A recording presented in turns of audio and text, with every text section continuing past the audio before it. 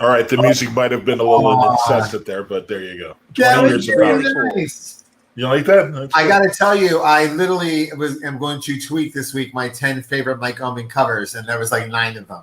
So Oh, that's thanks great. for doing that. Yeah, I mean, honestly, they were just ones that I really like and appreciate, and wanted to include those. And I'm like, oh, let me make a little montage. Here we go. So that was very sweet. Thank you, my friend.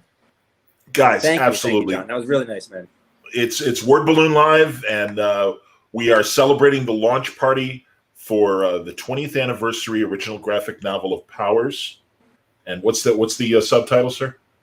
The best ever. Powers. The best ever. The best ever graphic novel. Hashtag Jinxworld at DC Comics. The men behind it, right here, Michael Avon Oeming and Brian Michael Bendis. Good to see you, boys. Wow. Love you guys. How are you? Hey, great. Doing great. I read it. Nice going. Oh, thank that you. That was my assignment. I did not expect the same day read. It only took us 2 years to make it, so I did not expect. you know what's cool about this issue, and I just realized this now. Typically Brian writes everything, and I'll draw it. There's been a couple of arcs where I'll write, not like the dialogue, but basically writing the scenes. Brian will remix it. You were dialogue. Yeah, a little bit of little mixed match, but this is the first time the story is actually kind of half and half. Like half of it was part of an older story that I had started building, and then the second part was all new stuff with all of you, and we finally reached this weird like apex, and we're all right, that's it, we're done. Honestly, go ahead. Yeah. You'll notice in the book, it never says like written by me and drawn by Mike. I never, even in the earliest issues, I never felt comfortable delineating the storytelling tasks by like that. Sometimes on other projects it's very clear, but in this one it's all storytelling. It's all us bleeding all over the page together, and it just seemed we just like share the credit like Orson Welles and Greg Tobin and Citizen Kane, if I can speak to your language. So Beatles. That's right.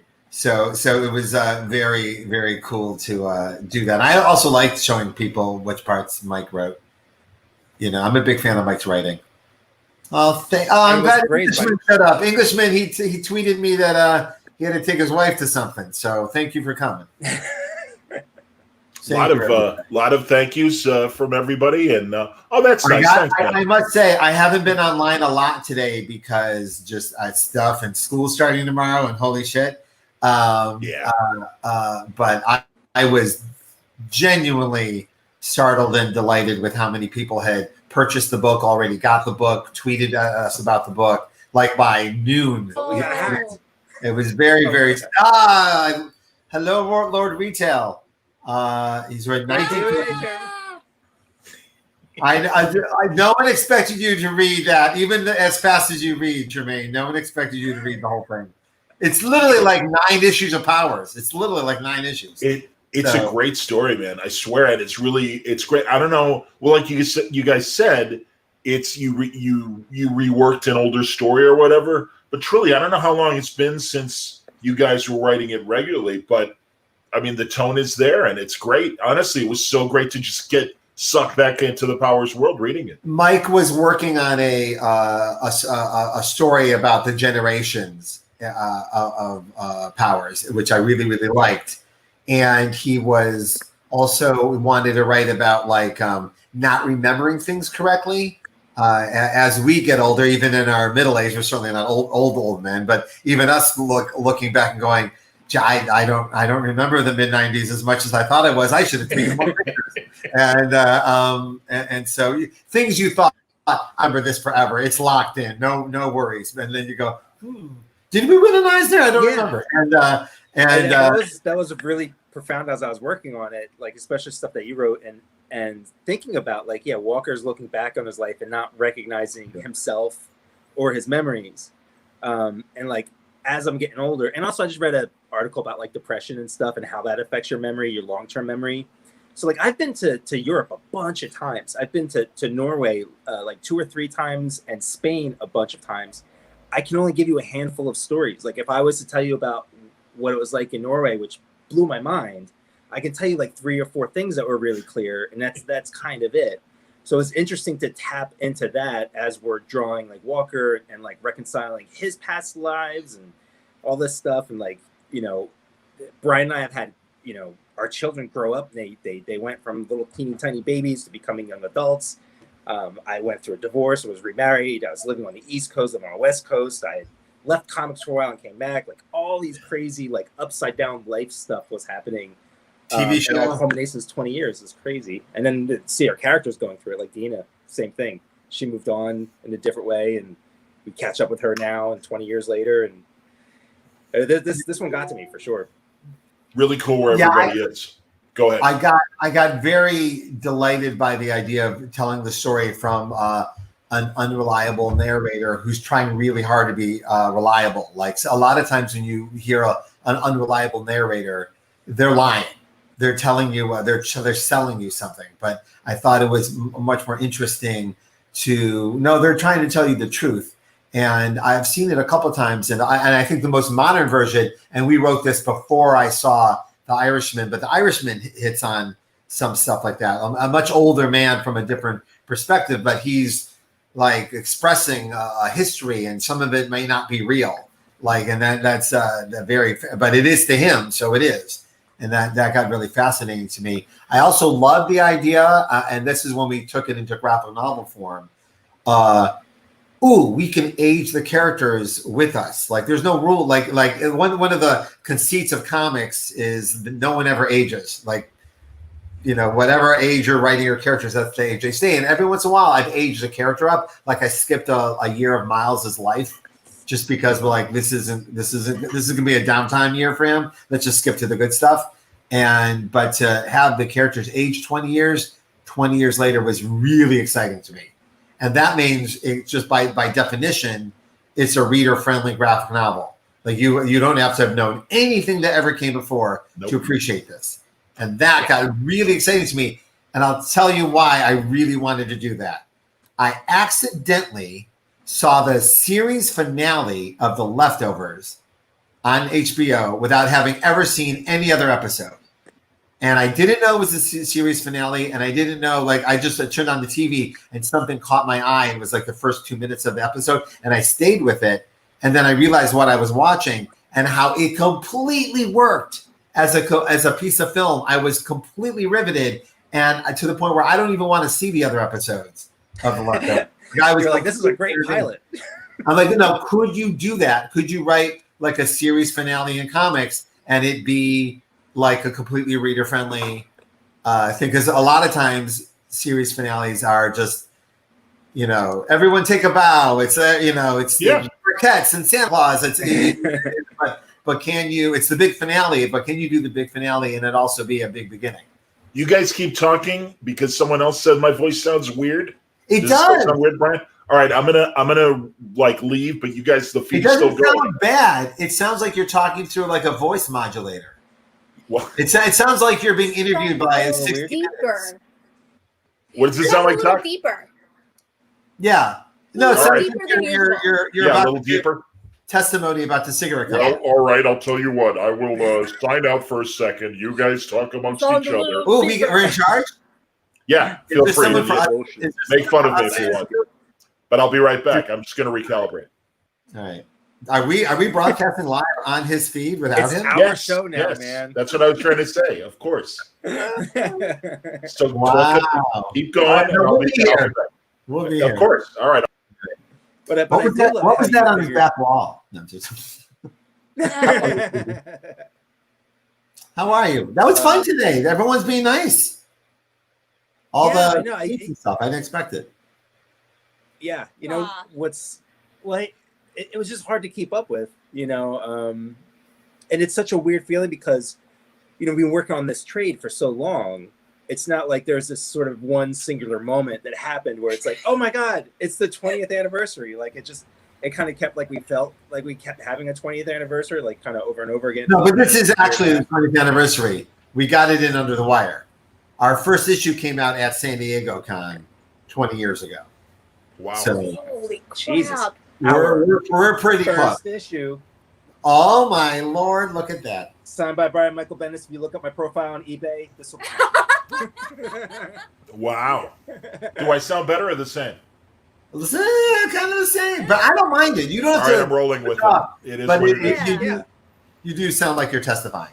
I met Witness X at a bar. When they do that commercial with Tony the Tiger is Yeah. that's what you're saying. Well, you're finally a big boy now. Yeah. So listen, there's a lot of happened. things to talk about, but I've been saving something specifically to talk to you about, John. I during the pandemic, I was bear witness to one of the holy grails of pop culture, and I wanted to share it with you. There's something I wanted to see more than I wanted to see Eric Stoltz footage of Back to the Future or Harvey Keitel in Apocalypse Now. I wanted to see the musical Prince music version of I'll Do Anything starring Nick Nolte, and I've seen it. Wow. I have it. I have the work print with all the songs, and I have been dying to see this thing forever. No one knows what we're talking about, and that's great. So there's a James L. Brooks movie from 20 years ago called I'll Do Anything. It stars John is excited. Yeah, Shelly probably knows. Go on. Hey Shelly, I did your Kickstarter. I'm in on the Kickstarter. Excited about the project. Insider art.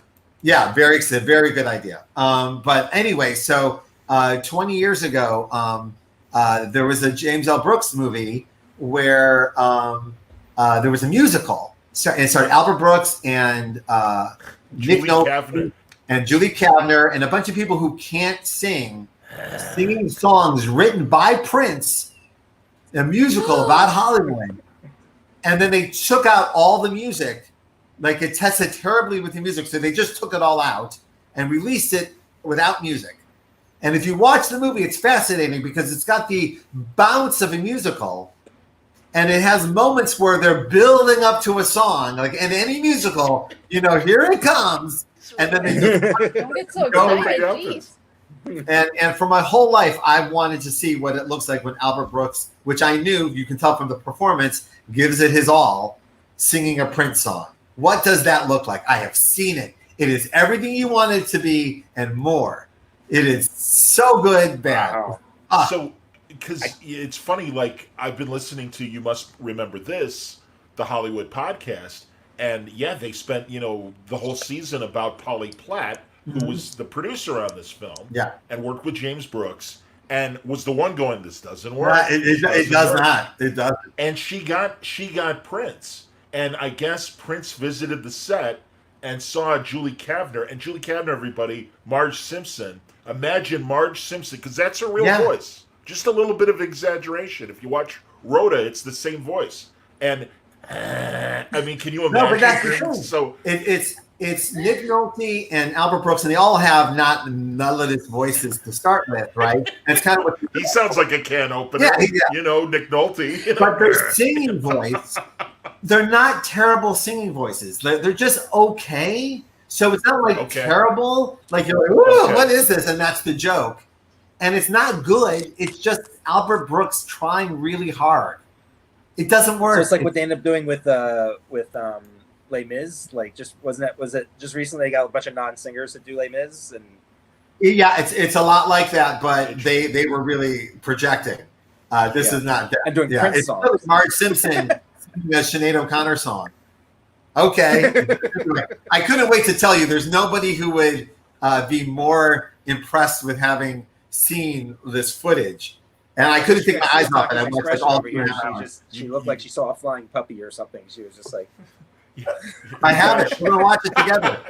You're gonna come over. We're gonna break COVID, and we're gonna watch it. I was gonna say you gotta share it with me, man. I really want to see it. It was such a delight. I really want to see it. I literally was going to rent it again because I heard today I was listening to Katrina's last chapter of the Polly Platt. Well, the other I'll Do Anything was a massive failure. There are not enough songs in it too, so you forget it's a musical, and then like 30 minutes later, someone just starts singing. You're like, oh, okay, we got to do a song now. It's even that part, even the pacing of the music is just bizarre.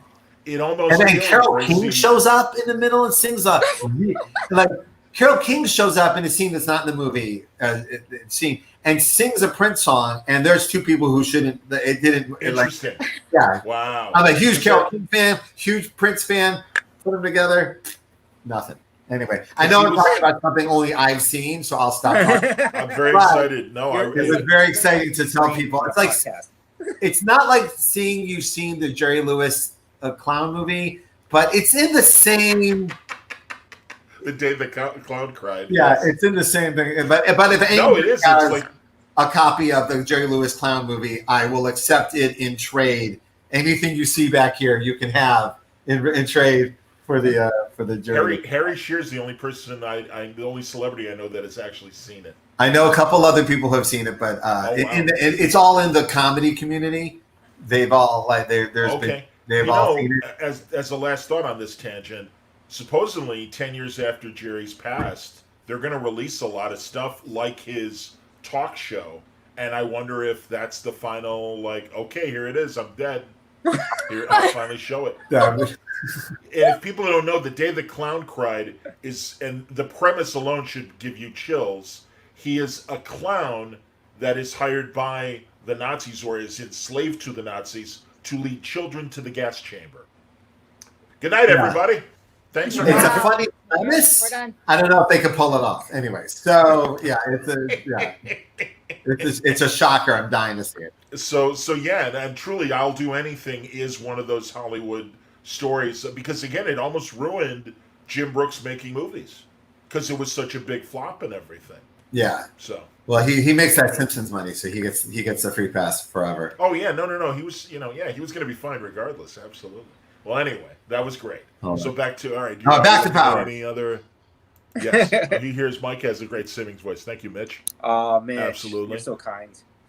Just because I So- sang this Oh, I thing love one Mitch. time. Oh, very sweet. I like that Ryan says I sound like Will Ferrell on Tranquil. That's a very good reference, Ryan. That's very good. You're crazy, man. Okay, and I'm also glad it's not me because I just figured I was having a stroke.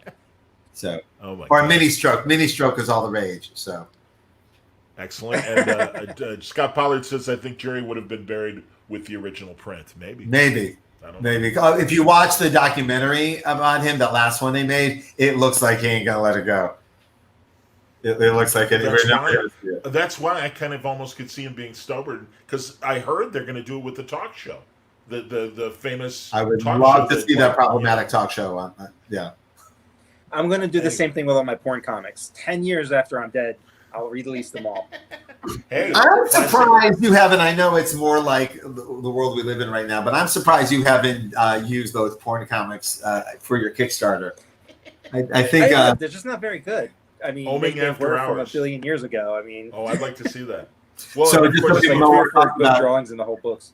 Years before Powers and in Mike's lighter days and in the halcyon days of the early '90s when things were more simple, Mike was the author of some of the greatest porn comics ever created, and I will never let it go. This is the 20th anniversary of me bringing it up, so that's. that didn't make it in the art book, did it, Mike? I don't even know how to. I'll buy it. I believe it's mentioned in my intro. I believe there's some There mention you of go. it. All So- right. And I was going to say for Powers and Sex, of course, there's the infamous zapping the naughty bits moment in Powers. Wasn't there It a seems naughty that bit zapping? our most notorious chapter is the monkey sex issue. Absolutely. I know. I was. It seems we get more, and I will say I've been watching a lot, like you, during this downtime, a lot of lectures online and a lot of podcasts and whatnot, and hearing like the Coen brothers talk about how they look back on something and say, what was that? Why we were so into that, like when you see something written and drawn, it's you read it once, but we really stayed with those monkeys for a while. Me and Mike, We keep bringing it you have to back. look back and what was that about? It was That's the funny. moment we figured out how that Powers was unbreakable. That we kind of do anything, and we've done everything. We've done comedy too. I mean, there was this great Oni crossover in our early days when we just walk through all of our friends' comics, and that was so fun. Like we got to play with Madman. I think Madman was the in place of Retro Girl was Who Killed Madman? Who Killed Madman? Yeah. And got to draw like Kabuki. We walked through the Kabuki comics, so that was fun. Like drawing, like kind of imitating David's style and Dan Brereton's stuff. Nocturnal's characters were in there. There was it was just so we did like really goofy stuff, and then we did monkeys presenting. Now, my favorite thing about the monkey issue is that we were in a very unique place in the market where our sales kept going up for a couple of years. That's like trickling up, not like massive, but like every issue would go up 1,000. And we're almost at like 36,000 copies an issue at one point. We're like 32, 36, something crazy like that. Not bad. But we got up into the 50s when we were at Marvel, and it was pretty amazing. And the other part is I keep forgetting that. I keep forgetting like. Yeah, the book. I have some weird thing when people were so nice today. I went, oh, I forgot. Like we've been out. But anyway, when the monkey sex issue came out, our sales went up 600 copies. Which again, anything up is amazing in comics in any generation. And I was like in my room, hyperly focused on there's 600 people who bought this. First, like they heard nice things, and they bought this, heard crime comics, Jessica Jones, and they open up. What is this? What am I out of context? What am I reading? And I think the reason I obsessed about it is because I think I heard from every single person who had never read Powers before, but read that issue. I got an email from them, and so many emails that I'm sure I'm on some list somewhere about like some kind of like animal sex ring. Because on the AOL, there was one time I opened up my email, it said monkey fucker, monkey sex, monkey, monkey, monkey. It was all the subjects were monkey related. And I knew I'm on some list somewhere. I'm on some watch list. I like it. What did he say about the monkey? I didn't see the last comment. Oh, no problem. Yeah, the monkey issue in Powers run felt like you were showing off the evolution of the world of Powers. Sure. No, absolutely. No, we had a real reason to do it. It was just when you see it out of context, it just looks like a couple of insane people. Yeah. So it was kind of the beginning of us really ratcheting up the superhero angle of it, because up to then we had done so much of crime noir, and we were like, all right, we've proven that, but let's open up the world a little bit more. And this is a great way to do it because we literally brought the world back to ground zero, and then showed you how we got to, or at least Walker, how he gets to where he's at. And then that really opened up the floodgates to do all kinds of stuff, both with Walker and Dina, and to go back and forth between superhero, first person point of view superhero stuff, as well as staying on the ground and stuff. And watching Walker being a mentor, to Retro Girl, and now it made sense because we saw his evolution. A lot of times we'll see like superhero mentor characters, but they're almost sort of like James Bondy. It's like they have an origin, but you don't really get why. They just accept that they're great at what they do. But like we took time to show a few millennium of Walker's history of being a mentor, being a student, learning in different parts of the world, in different time periods with different sets of moralities and different memories and stuff. And it all paid off. And I don't know how much of that was on purpose, but it certainly worked out that way. Well, the origin of that origin came from they asked me to put together something for Wolverine's origin at Marvel. And before it was before they didn't know where they were going with it. But Joe, who has said famously, we should tell the origin of Wolverine before Hollywood does. They're definitely going to do it. It should be us that lays that track. And he was right. I can see it now, wide on ancient Canada. Zoom in. No, but like he had like me and Paul Jenkins and a few other people said, hey, put together, and I put together, this Immortal Man idea, and then as I was doing it, I go, this isn't a Wolverine story. What is this? What am I writing? Like I go, this isn't fit Wolverine, and it would be cool to pull it off as Wolverine. Like Wolverine's been around forever. Would be cool, and but I was like, I like it. It was never a strike shoot. Like he strikes you as worldly, but not that worldly. Not it did. It just felt a little, Yeah, but I love the idea, and then I realized, it was Christian Walker that we were, and it was the only time really that something from a Marvel idea ended up in Powers instead of, just coming from its own place. Because other than that, I can't think of one thing I did in Powers or any creator owned that was was a reaction to a Marvel idea. You know what I mean? Sure. Yeah. So anyway. This is when it was you guys doing the crime comics that got me into both of your works. I came to Powers first, then I started reading Ultimate Spider-Man, and Hammer of the Gods is the first thing I noticed of yours, Mike.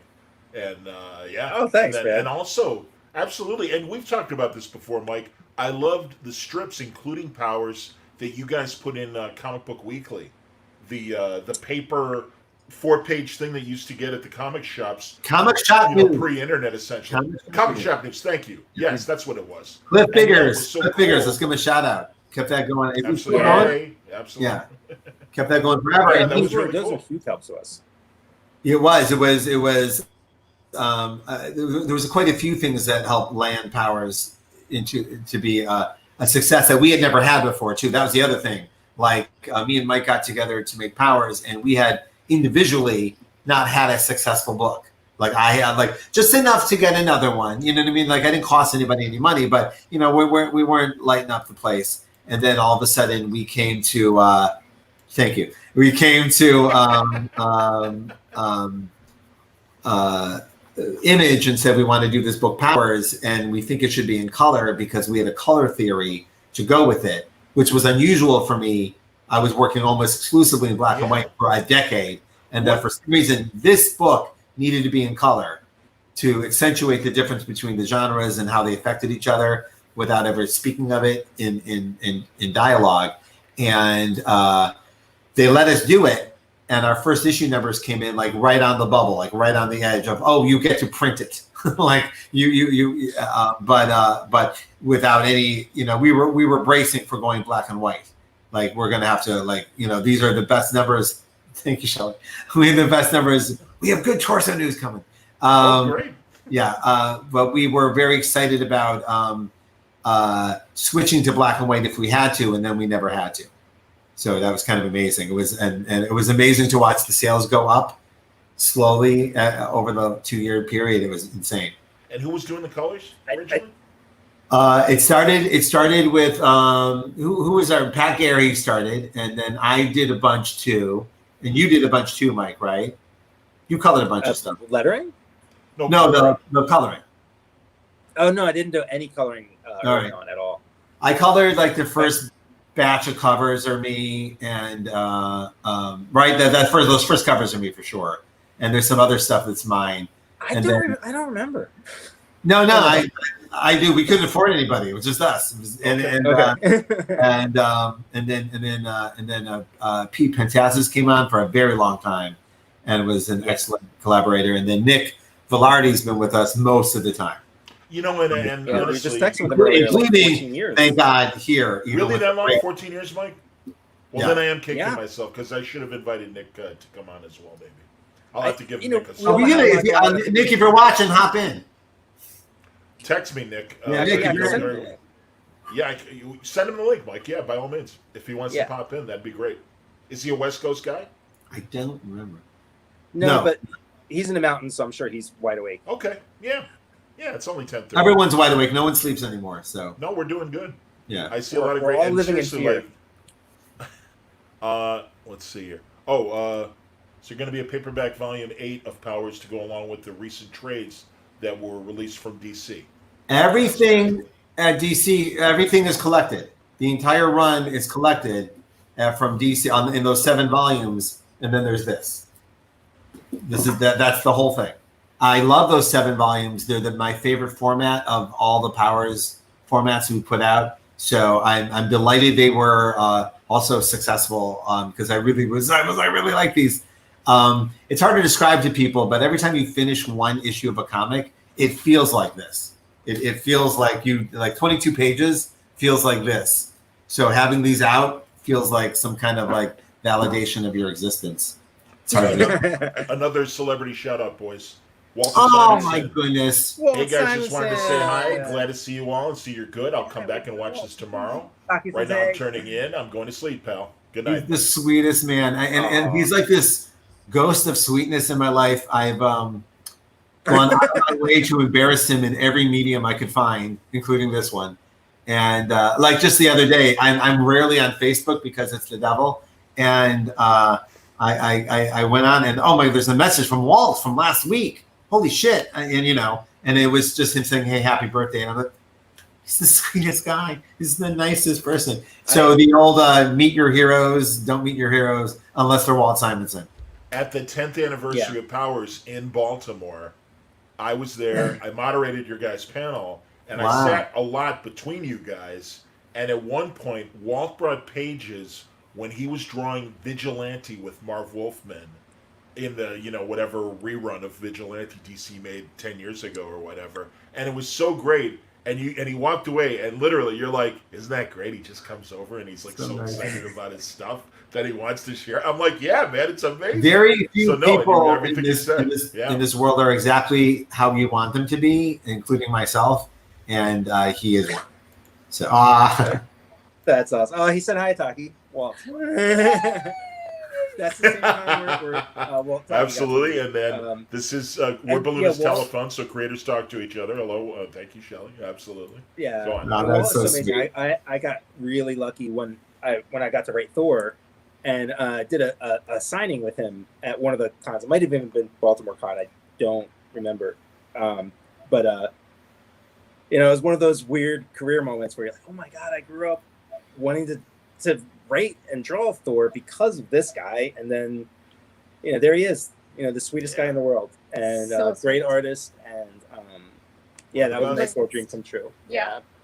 Me and you know, David and I had that when we did our Frank Miller signing in New York. Like, and that was so sweet. That was like Dan DiDio just like checking stuff off my bucket list without even asking. He would just like put me in places knowing I would really, really want to be there because we were like, and it was you're like, oh, I should quit now. This was the goal. That's one of it. the most amazing things I about wanted Powers over the years is that it's afforded us these amazing experiences. Like you'd think the comic would be enough, like to get to make a living off of making comic that you want for 20 years and it's yours, it's your dream come true and all that, even getting a show and stuff. But beyond that, like there's people that we've gotten to be friends with, you know, whether they're professionals or as a friend of mine, John Broglia, who was just coming up when I met him, and he was just like, oh man, Powers is like the best. Now he's out there making comics and stuff, and you know, the friendships that we've made, and be able to travel and to just do all these crazy things and sitting there with Walt Simonson and all these other experiences. It's you can't measure that stuff at all. You know, like you're so grateful, and so every now and then you'll look at it and you're just like, that's nuts. That's insane. We did that. You know, that happened to us, or we witnessed it. And then after 20 years, it starts to feel like it happened to somebody else, and you're just repeating a story that you've heard or something. You know, you gotta grab those moments when they happen. My favorite thing of all of this, and I'm going to embarrass Mike and Taki a little bit, is that we are closer now than we were 20 years ago, closer than we were 10 years ago, and I'm this industry, all the industries. Doesn't really bring the best out in people sometimes, and teams break up and collaborators. You know, there's more Simon and Garfunkels than there are anything else, and I'm deeply grateful that our friendship elevated beyond the work. You know what I mean? It was, and we've been able to experience the whole thing together. And sometimes I see collaborators breaking apart over TV deals or movie deals or whatever, or just creative differences. And I'm always heartbroken that they're missing the best part. Like we got to experience it. Like we there are people who've had TV shows on, but we got to stand on the set of our pilot and hold each other. and I still today, and not even the one in Atlanta, the one in Chicago. That's the one.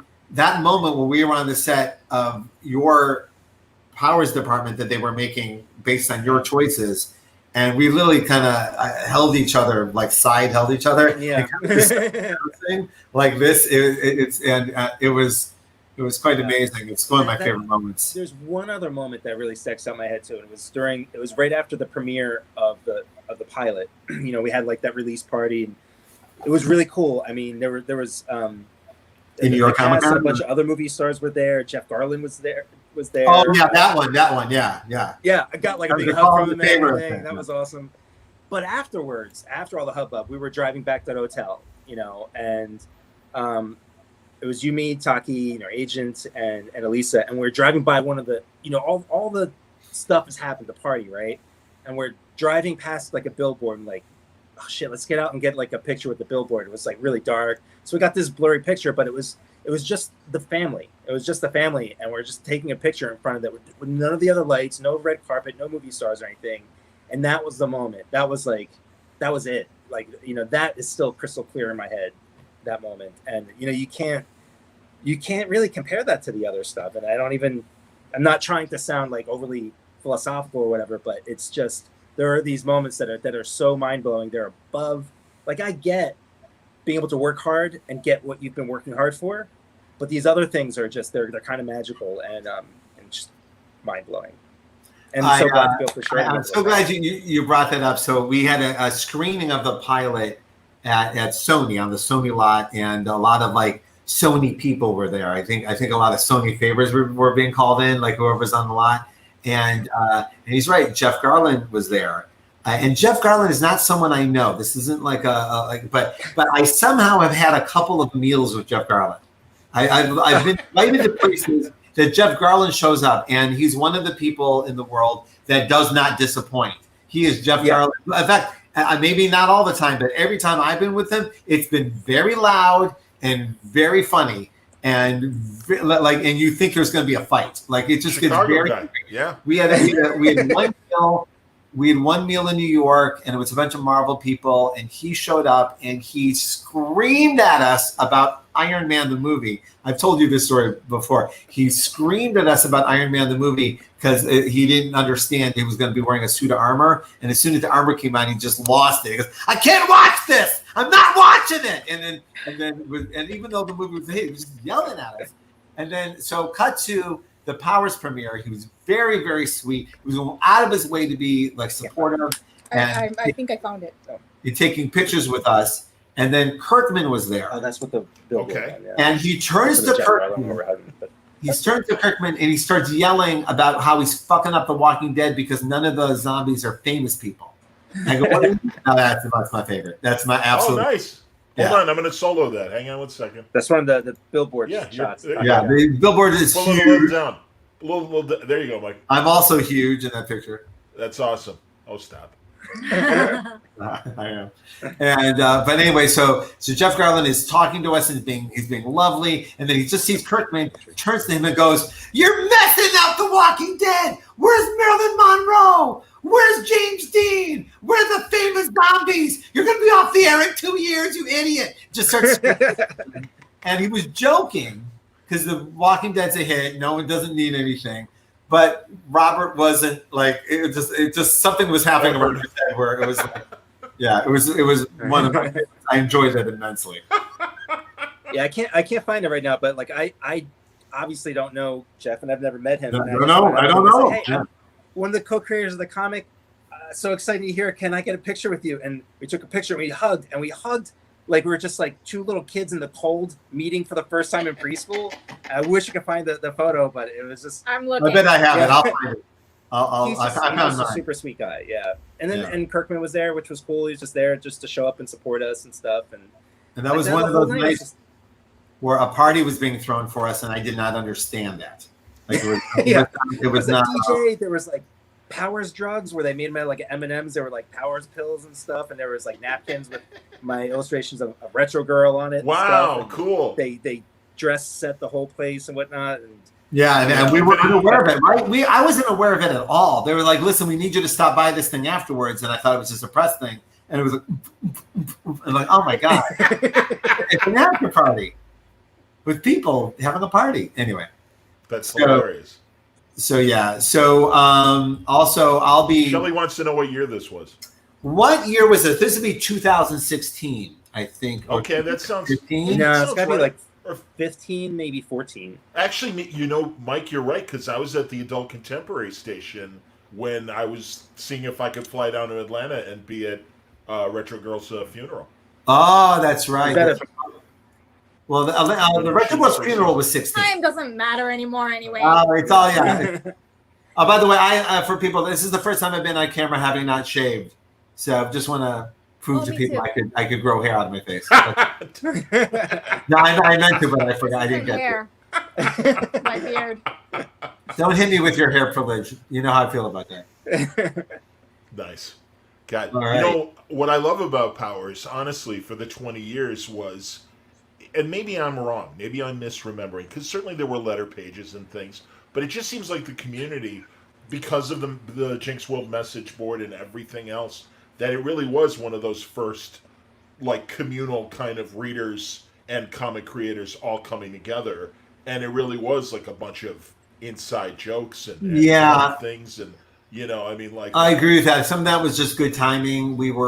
Mike and I were both building, like, just being as forthcoming with our readership as we could. It was a small readership, so it's very easy to go, hey, if any, you know, and then we had the message board, and from there we were able to, it's just like, hey, I have a nice, calm, warm hang, you know, for a good long time. We kept that going for a good long time. Sadly, I don't think you could do it today, but for quite a while, we had quite a great community, and it was like Powers was the first book that came out once the community was set. So it was fun for us to keep a letter column going, even though letter columns had already kind of fallen by the wayside. Yep. 20 years ago, it was like us in like Savage Dragon. I remember someone writing that there was like only 2 or 3 letter columns left. True. And it seemed to me like, oh, what a bummer, because that's what a great way to like just read other people's opinions of the book you just read. You know, it just seemed like a great way to communicate and whatnot. And I even though they were kind of like on the outs, I still wanted to do them. I still wanted to make a letter column. So I think what shocked us was how much fan mail we were getting because we would publish it. And some of our peers were shocked that we were getting any mail. And it was like, well, part of that too was you're such a smart ass and like comedian, especially with that sort of that in your younger days where you just didn't give a fuck. And like you didn't just put like a newsletter or letters in the back that were just a bunch of praise and like, oh, thank you, blah blah blah. Like you picked out the stuff where you can just yell at the person or mock yourself or mock somebody else. Like it was the comedy section of the book, really. Yeah, it's your secret. Like Brian really, if he had to do it all over again, I think there'd be a brick wall behind him and a microphone, and he'd just be touring the nation. And that's why I think our letter. So what else is there? Yeah. And it was this weird time too, because it was like the end of the letter columns and the beginning of internet stuff, and like we didn't plan it. We just happened to be in the right place in the right time. And Brian had already started this message board thing before message boards were important, you know, and way before they died out. And then at the same time, weird that the letter columns were going away. So it's a really interesting time. It was funny because I would like publish a letter I really liked and then goof on it, just like, you know, Don Rickles. And I've been actually watching a lot of classic Letterman with my kids. If anyone wants a parenting hack, I mean, we're 6 months into this. When my kids get very stressed out, Stupid Pet Tricks, like classic Stupid Pet Tricks and Stupid Human Tricks, huge hit in this house. That's the real one. Oh. Taki. Yeah. That's the midnight photo that we stopped. Yeah, there you go. That's the one I thought you were talking about. Yeah. Nice. Yeah. Very nice. But Tabitha particularly loves Stupid Pet Tricks, like from the 80s. Like the dumber the better, and they've been a very good thing to show them before bed, like empty your head kind of nonsense. So for anyone wants a parenting app, but it was definitely me doing a little Letterman thing in the back, just goofing on everything and not taking nothing seriously. But as I got more successful at Marvel, writing shitty responses to eager fans was getting less funny and more like, dude, what's your problem? Like they don't know I'm just joking, but it just comes off like, hey, dude. Can I tell my favorite back? I kind of had to like wean off of it. Also, and Mike knows this. A couple of relationships, including my wife, when she first met me, like we went on some dates and she took some comics home, and then she goes, "So, am I dating you or am I dating this guy?" because this guy is an asshole. You don't feel like, am I just waiting to meet this guy? And she literally said those words. She goes, "Is this the real you? Which one's the real you?" And then that was a fair comment. I'm surprised. Like the letter comes, it's just me when I'm angry, when we fight. My favorite back and forth on a letter, and I remember this distinctly because I thought it was hilarious, was somebody wrote, I can eat and go to the bathroom at the same time. Do I have a superpower? And Brian's response was, if it is, my family is the justice. I laughed at my own joke. It never happens. I never laugh at my own joke. It was 20 years ago, so yeah. I appreciate you never. It's a different person. I laughed at you. Anyway. Well, I whoa, where did I go? Wow. That's all right, fascinating. hang on. Well, you do sound like the moon. Is that the moon? I sound the same? Do I sound the same or different? You sound exactly. You sound like you're under witness protection. You sound exactly Still, the same, but you look very different. Yeah, clearly. You look all right, I'll what am I looking at? Camera here. Oh, that's a picture of you. I thought that was the moon. Yeah, Tim Seeley drew that. That's my logo, and surrounded by comic book characters. Tim is so awesome. There's a color version of it as well. But here, hold on one second. Right, what's going on? What happened? You guys keep talking, we can keep talking, and I'll come back. But I will tell you the other thing about the letter column that remains true. I got more hate mail to this day for recommending the things I recommended in, like I have a little section called No Life, and I'll recommend like 5, 6, 7 things, mostly movie, music, comic related. Yep. I got more hate mail for things I recommended in there than anything I wrote. I almost sent you a hate mail for that stuff. You Beastie Boys love like this, and also it was never things that you think anyone would be mad about, like the Beastie Boys. Okay, they're great. Yeah. It like the Beastie Boys. What's funny is you were doing that sort of curating thing even before the message boards. Like I remember you would send like a newsletter, and it was just talking about pop culture stuff, and I was so confused by it because like that wasn't really a thing going on that much in society at that point.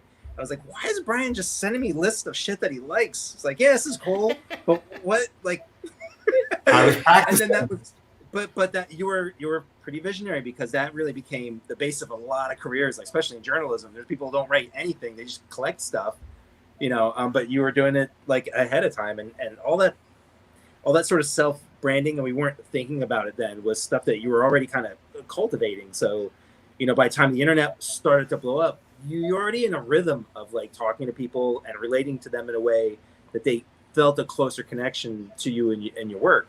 And riffing. Yeah. And you put wordballoon in that No Life column many times. And damn right. And Mike Oeming named a school or a bank after me at one of the Powers backgrounds in one of the buildings. It said like, whatever, like the First National John Suntress or whatever it was. Cracked me up.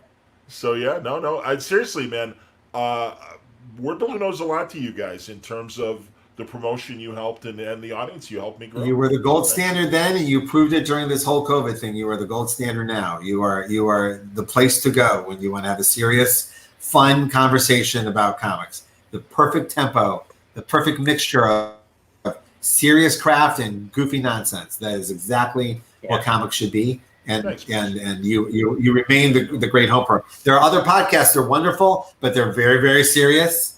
And I've been on a podcast where you make even a slight joke and they're, yeah, exactly. So it's nice to have a home. Well, you it's are. Also nice to be associated with you for such a long time. That the Bendis tapes is associated, like my internet archive is you. And I'm very grateful for that. And as I was joking about like things I don't remember, it's there. We talked about it, particularly the Marvel years. Everything's there.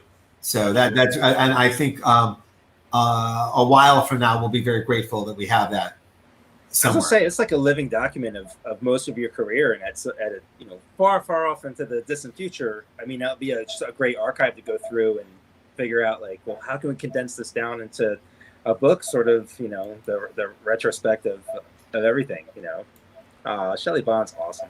I know. I want to talk to Shelley about her Kickstarter.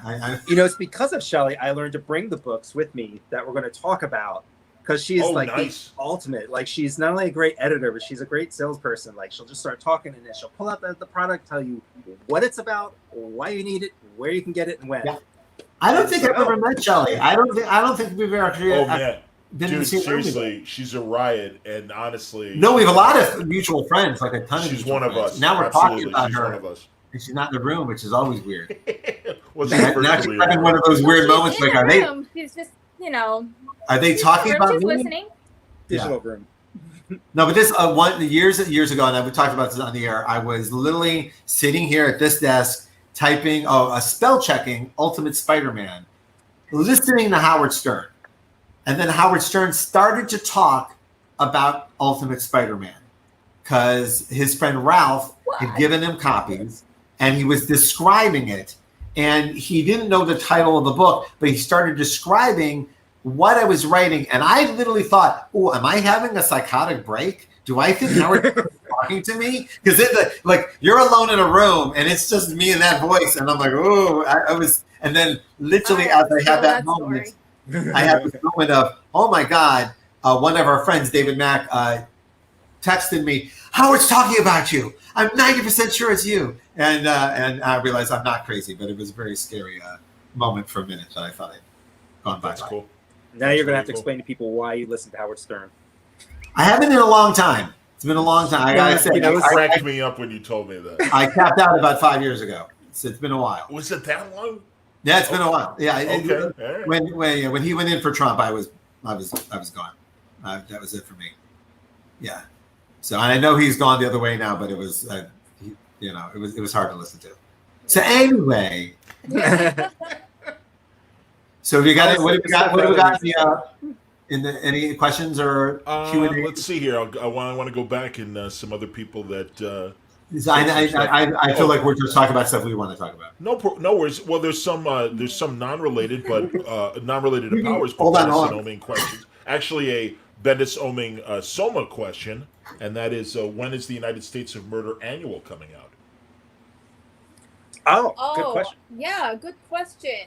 Brian just kind of left he's just like, I gotta go. Okay. Brian Oh, look, God, dueling pets. You're gonna try to keep me with that kitty. I got Bowie Bendis. I got Bowie Bendis.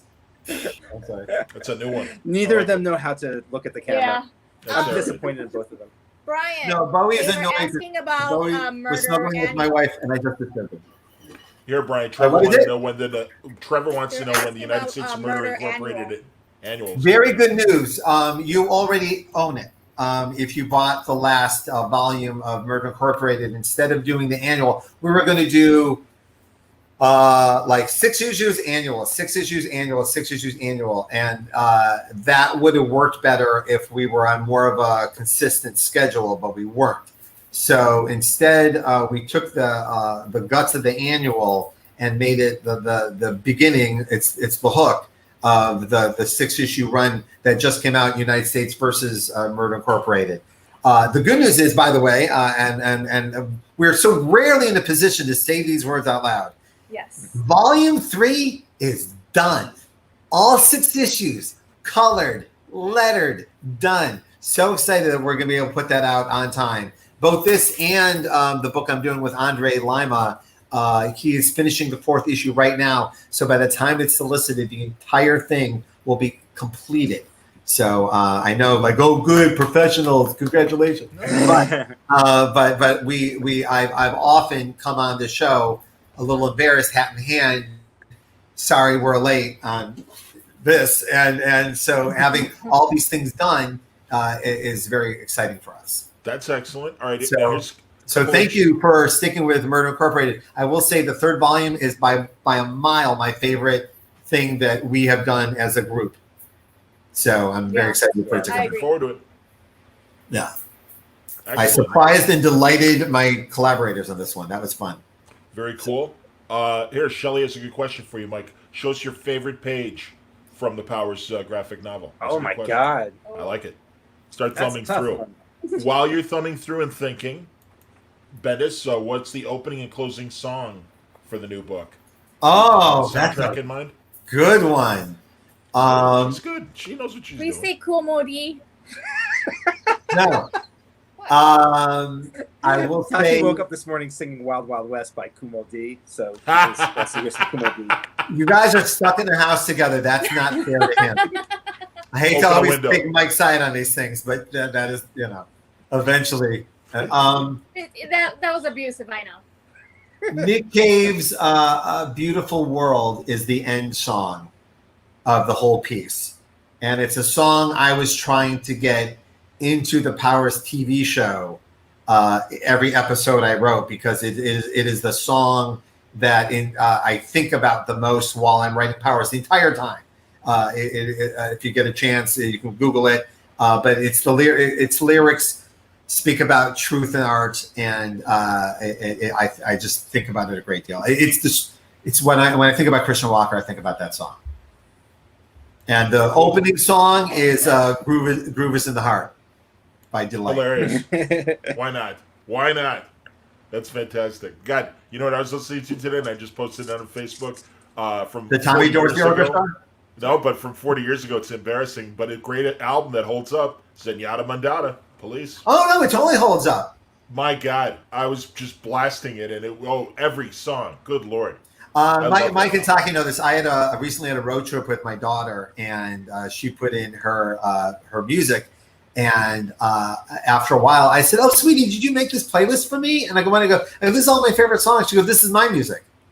It was literally like, but it was PJ Harvey and Beastie Boys, and it was like, and some stuff I had shown her, but I had never showed her PJ Harvey. Like, she found that on her own. Cool. And I was like, it was amazing that these were her songs too. Anyway, very good. That is cool. I don't have Ed? like a favorite page. Hold Or I on. kind of Go do, ahead. but I can't show. It's way too. yeah, it's spoilery. mine's are toward the end too. Yeah. Oh, but okay, okay. This might be my favorite panel. on. It's Oh, yeah. right here. Really? Oh, Yes. It's older Dina, Yes. and Yeah. she's just been through the shit, and I just like that she's Freaking out.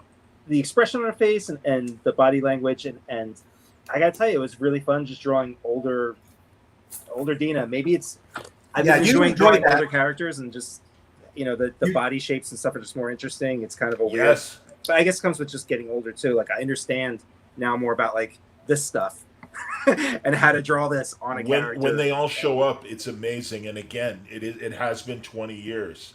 And you really, Mike, I really like your choices of how they aged. Thanks. And and also the way Brian wrote it and everything too. No, I gotta say, in this instance, Mike, I actually pulled a lot of dialogue because Mike nailed the aging so well and had them look at each other in a way that it made me. It's all there. Thanks. It's You know what? I also- And this will be helpful for other artists when you're drawing older people. One of the things that I found was like the thing that broke the riddle of like how, because a lot of times you just draw like crow's feet or these lines and stuff, but it's this area here in your eyelids on men and women. They just get thicker and you kind of lose the eyelid, and it's hard to draw without exaggerating. But if you figure it out, like you figure out this is kind of after They 40. droop. Yeah. They droop in it and it puffs out a little bit. Like, I got more mileage out of that than any crow's feet I ever drew on anybody. Can you flip it to the sequence where, and I don't want to ruin anything, but we find out the secret about the kid. There's some okay, yeah. and this is where I'm going to give Nick a lot. I meant to talk to him about this. Nick's choices on these flashbacks are. I now need Shelley to be like my hype person. This is what I decided. Seriously, yeah. Yeah, that was amazing. I've talked to her like 4 times this year, and she kills me. I'm sorry. She does. But well, yeah. Okay, This- hold on. Here we go.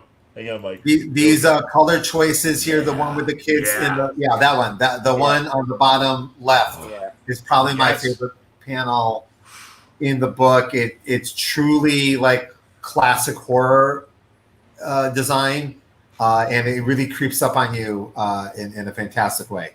I just absolutely love it. That's amazing. Yeah, and I was happy with like the layers I was able to draw in black and white. But then again, when you have the right colors, Nick and Taki, they can just, it's more than icing on the cake. It really does complete the intention. And I've had other colorists who, they're great color choices, but It's just not quite the same. But also, I work with them both so much; it's kind of unfair to compare anybody else. I'm personally proud of the fact that Nick and Taki's choices are so different and so equally true to you that it's really like just on a craft level, it's just genuinely fascinating. And it reminds me of like when they show like 4 inkers ink the same pencil and look like, but remember like that I'm going to go back to the 80s. Hold on to something. The only person who got this reference is Walt Simonson. He went to sleep. Comics Team magazine had that that Mike Zeck drawing of the Hulk, and they had 4 people ink it to show you what the power of an inker is. And when we're looking at these pages, if you can see the power of Taki and the power of Nick, it's really fascinating. I highly recommend it. Yeah, I agree with this completely too. With Michael Anthony. Thank you, Michael Anthony. Yes, very nice. It is Taki. It is quite wonderful to be sitting next to someone as they find their next level.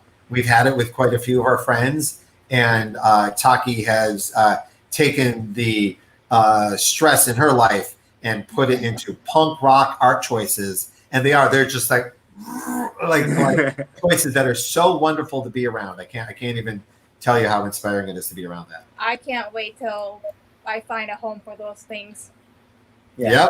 And on top of we're talking about color, but also she's been writing little vignettes, little stories that are very truthful and some of them very painful, and sharing them with the group. And there's going to be a place to unveil those, right? Eventually, somehow. Yeah, I can't wait because each one of them is like I say it's like a little punk rock song. They're short and like we're like the 45-second punk song, song that Taki's been doing that. It's quite fun to be around. Yeah, it's amazing to watch the discipline that she has because she's telling most of these stories in like these 4-page stories, and she'll just cut anything out that just doesn't need to be there, like to the extreme, like just all the fat is gone. Like I watched her, like we talked about like changing, actually through some back and forth with you and David Walker, she'll show you the stories and you'll give like a little bit of feedback. And like on this last one, there were lines that she really liked and I really liked, and she was like taking it out. And I was like, well, it'd be really easy to move this line and just move it to this other panel because it's still a true line and it really works. She's like, yep, just don't need it. She just cut. I mean, awesome. I do it so often, to sometimes with the frustration of our collaborators. Well, what happened to that line? I'm like, I don't need it anymore. You got it. Exactly. I'm literally in the way. So like if you can show and not tell, then show. Yep. Yes. Always. It's always Absolutely. been. As you get older, it's funny because you try a bunch of different stuff as a creator, and you're like, well, maybe I won't show and I will tell, because it's art and I'm going to do whatever I want. And then, but then you look back and you go, oh, look, I'm proud of the times I shut up.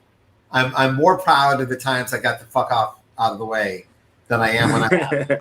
Yeah. You guys have a few pages in this OGN that, of course, highlight those great short, small panel montages, and especially at the end, a lot of images are incredibly effective at the end without any dialogue, and it's I'll leave it at that for people to enjoy when they get a chance to read the book. But no, it's exactly what you guys are talking about. I presented that idea to Mike, knowing it's a douchebag idea. It's an idea that's a lot easier for me to. It's literally I could type my little ass off, and it's still 3 sentences. It's not like and it's a lot of graphic work. But I will say it was one of my great moments to me because I laid out this very elaborate emotional idea that could be interpreted 100 different ways with all the choices in front of them. And was there a note between us on this? It just happened. It just came together perfectly. It was just, you knew exactly what, and it made me feel like, we're done. We did if we can do this and there's no notes between us, we have achieved our goal with this book creatively. We can absolutely say. Yeah, it's nuts. Right. There is a little bit of, I don't know. It could be the taste that we have, the just working together for 20 years. We're just getting a lot of people see it all in the script. texting. They didn't even realize we were out selling this, so I just wanted to. It's called Powers, the Best Ever. It's 260 pages of brand new Powers material. Yeah, it is the story of Christian Walker. So And you'll spend Also How for many years people- in the making? Also, for people who watched the TV show, and we've been hearing a lot from them lately, which is kind of sweet, because talk about like a cult, like you can't even find it now. And but for people who like wanted that third season, or I mean, right here, this was. Yeah, I there's can some stuff honestly from the tell show. you, this was the show affected this book in what I would consider to be a positive way. Like some of the actors' voices were in our head. And that's kind of great. There she is. Can we say who this is? Yeah, you can. So this was Trisha Helfer. Yeah. So, absolutely. One of the things that I got to do, which was a lot of fun during the show, was when we were sort of courting an actor or an actress, as I would draw them as the characters, so they could just kind of see it in their head a little bit, a little bit of bribery, No, but it was I like- think it worked. like- and Here's what's special about us. Here's our vibe. Yeah. And the Mike, back of this is full of stuff from the show, which you'll process see stuff. when Hold you, on, when you Mike. buy it. But I'm gonna bring it back in. a lot of There you behind go. the scenes stuff. Here's us with the cast. Yes. There's a bunch of behind the scenes photos and just stories of like what went into the making of the show, and just a lot of unseen stuff. Yeah, I mean that's the great thing. It's what I always want. I love when image books come out and there's great back matter. You guys killed it on this OGN with the back matter, and so many great stories. And one, like, I don't know if it's in the book, but it's something Brian and I talked about, and mentioning how you would draw the actors as they would be, characters in the comic and stuff. Tell me about because I know in season 2, right, Ben Edlund was also in the writer's room, correct? And were you guys just kind of sketching around and stuff like that? Tell me about that. Yeah, the saddest thing is just that Ben and I couldn't spend more time together, because as soon as we got into the writer's room and it's just 2 other comic book artists, it was just all secret code. We knew when to look at each other, and that was just the best. And I was a big fan of the Tick, and that was a big part of early black and white create our own stuff, like where Brian and I came out of, and it was just crazy to walk in a room and see Ben in there as well. Hold on. Hold on. That went the wrong way. Hold on. Here we go. All right, because So I'm it's pretty white. Contrast. there you go. You can't find the camera. Giving us. I got There it. you go. Oh, there it is. Yeah. So this is the writer's room board, and Ben would just come up and start drawing characters. That's awesome. Aw. Yeah, That's so awesome. I'll post these on Instagram. I was going to post them yesterday, but I have a couple of just writers' room boards. Yeah, just there you go. that's what it looks Oh, like. nice. That's so Yeah. exciting. So yeah, I have a lot of stuff that we also. I'm gonna show like a minute of the FX pilot this week. I'm gonna like a good, a not embarrassing minute, but it's absolutely the thing Powers fans have asked for the most. Just like a taste of it, just to see why didn't air, And if I'm watching the Prince cut of I'll Do Anything, I'll even see a minute of the Powers pilot. And remind everyone the cast of the original FX pilot. So the original one's interesting. It stars Jason Patrick, and we're glad he didn't go forward with him because he's a problematic person, and that would have gone badly. And you can Google it if you don't know what I mean. And but put his name and the word Jew in the sentence together, so you have this Don't Jew do it. wasn't going to happen. Don't. And Make you angry. right. So and the very You're awesome, going to kill John. yeah, Excellent. I love that. and the very awesome Lucy Punch, which I'm very glad we got to meet and Isn't spend that time with. interesting? Truly, She was amazing. No Yeah, disrespect to and now shame on me because she's got a great Susan Hayward, name. yeah. Susan Hayward, of course, as Sony's Dina. But yeah, it's interesting to hear how Lucy Punch would have been Dina. She did. And She was playing it straight, and it's hard to imagine because you watch her on like any of her movies, or like my daughter loves her in Extraordinary Events. Lemony Snicket. She's a star of Lemony Snicket on Netflix, where she plays real vivacious, Walking out there. not nonsense. And And here for Powers, she played Dina. She played a Chicago police officer. No shtick, no British accent, no, Lucy Squirrel or whatever she was in Bad Teacher. So that I would like to see. Also, she was a lot of fun to make stuff with. And Cool. so it also is Carrie Payton and Corey Stahl was in it. And Charles Dutton? Bailey Madison, Charles Dutton. Vinnie Jones? Yes. Vinnie Jones was a lot of fun. We had a lot of fun with he might have been my favorite moment in the whole thing because so he comes into film and we already like him. I mean, he's super interesting and compelling on screen. He meets Taki and I think our friends Joe and Aki were there. We're kind of behind the scenes watching stuff on the screen after he filmed. And he comes back. We don't really introduce ourselves. We just say hi. He says hello. So he doesn't know that we're the creators of the show and producers, right? He just starts talking to us. And he just starts telling, like, he's having a great time. And while he's here, he's going to visit this restaurant that he's running with, like, Jason Statham. And, like, he just talks to us. Like, he's just having a great – he's just excited. And look, here's these people I can talk to. Like, there's no airs about him or anything. And to be honest, I'd say 99% of the celebrities we met were like that. And to this day, we're still friends with them and talk to them on Facebook and stuff. And, had one of them come out and stay with us just to get away from LA once. And it's been a great experience. They're good people. Yeah. Yeah, guys. Yeah, so but what was cool about the pilot was the pilot didn't go. It wasn't good enough to go. It just wasn't. But it wasn't like I wish it was like a Beverly Hills Cop pilot. Like there's some pilots that are just like historical disasters of which you want to share with your friends. And it was beautiful. It was. Yeah, and it's actually very good to look at. It's actually it was beautiful. The cinematography was mwah. But it just was flat. Just didn't work. And but again, good enough to get us greenlit at Sony and literally every actor ended up with their own series. Like they ended up the lead. Like Corey Stahl was so good in the Powers pilot, he got The Stand. Like not The Stand. What was the one with the vampires on FX? Strain. The Strain. Oh yeah, The Strain. That's right. Yeah, like people actually got a lot of work off the pilot. Bosch was our Chip Hammer. Yeah, that's right. Titus Welliver was. Can you tell him about that scene? Great. He was amazing. Can you tell him about his introduction scene? Well, okay. Remember, Powers is an adult book. All right. So there's a lot of adult material in both versions of the TV show, and so in his version, they come in and he's getting blown by someone. Right? Is that like there's a woman who's blowing him, and she made the actor's choice to really. Move her head a lot. The size of the back and forth. And I remember he said to her, "Hey, thank you. That was really nice of you. That was awfully nice. I mean, no one's doing anything to anybody. It's all miming and pretending and everything's in his pants. But she's sort of going, making it look like it's a real.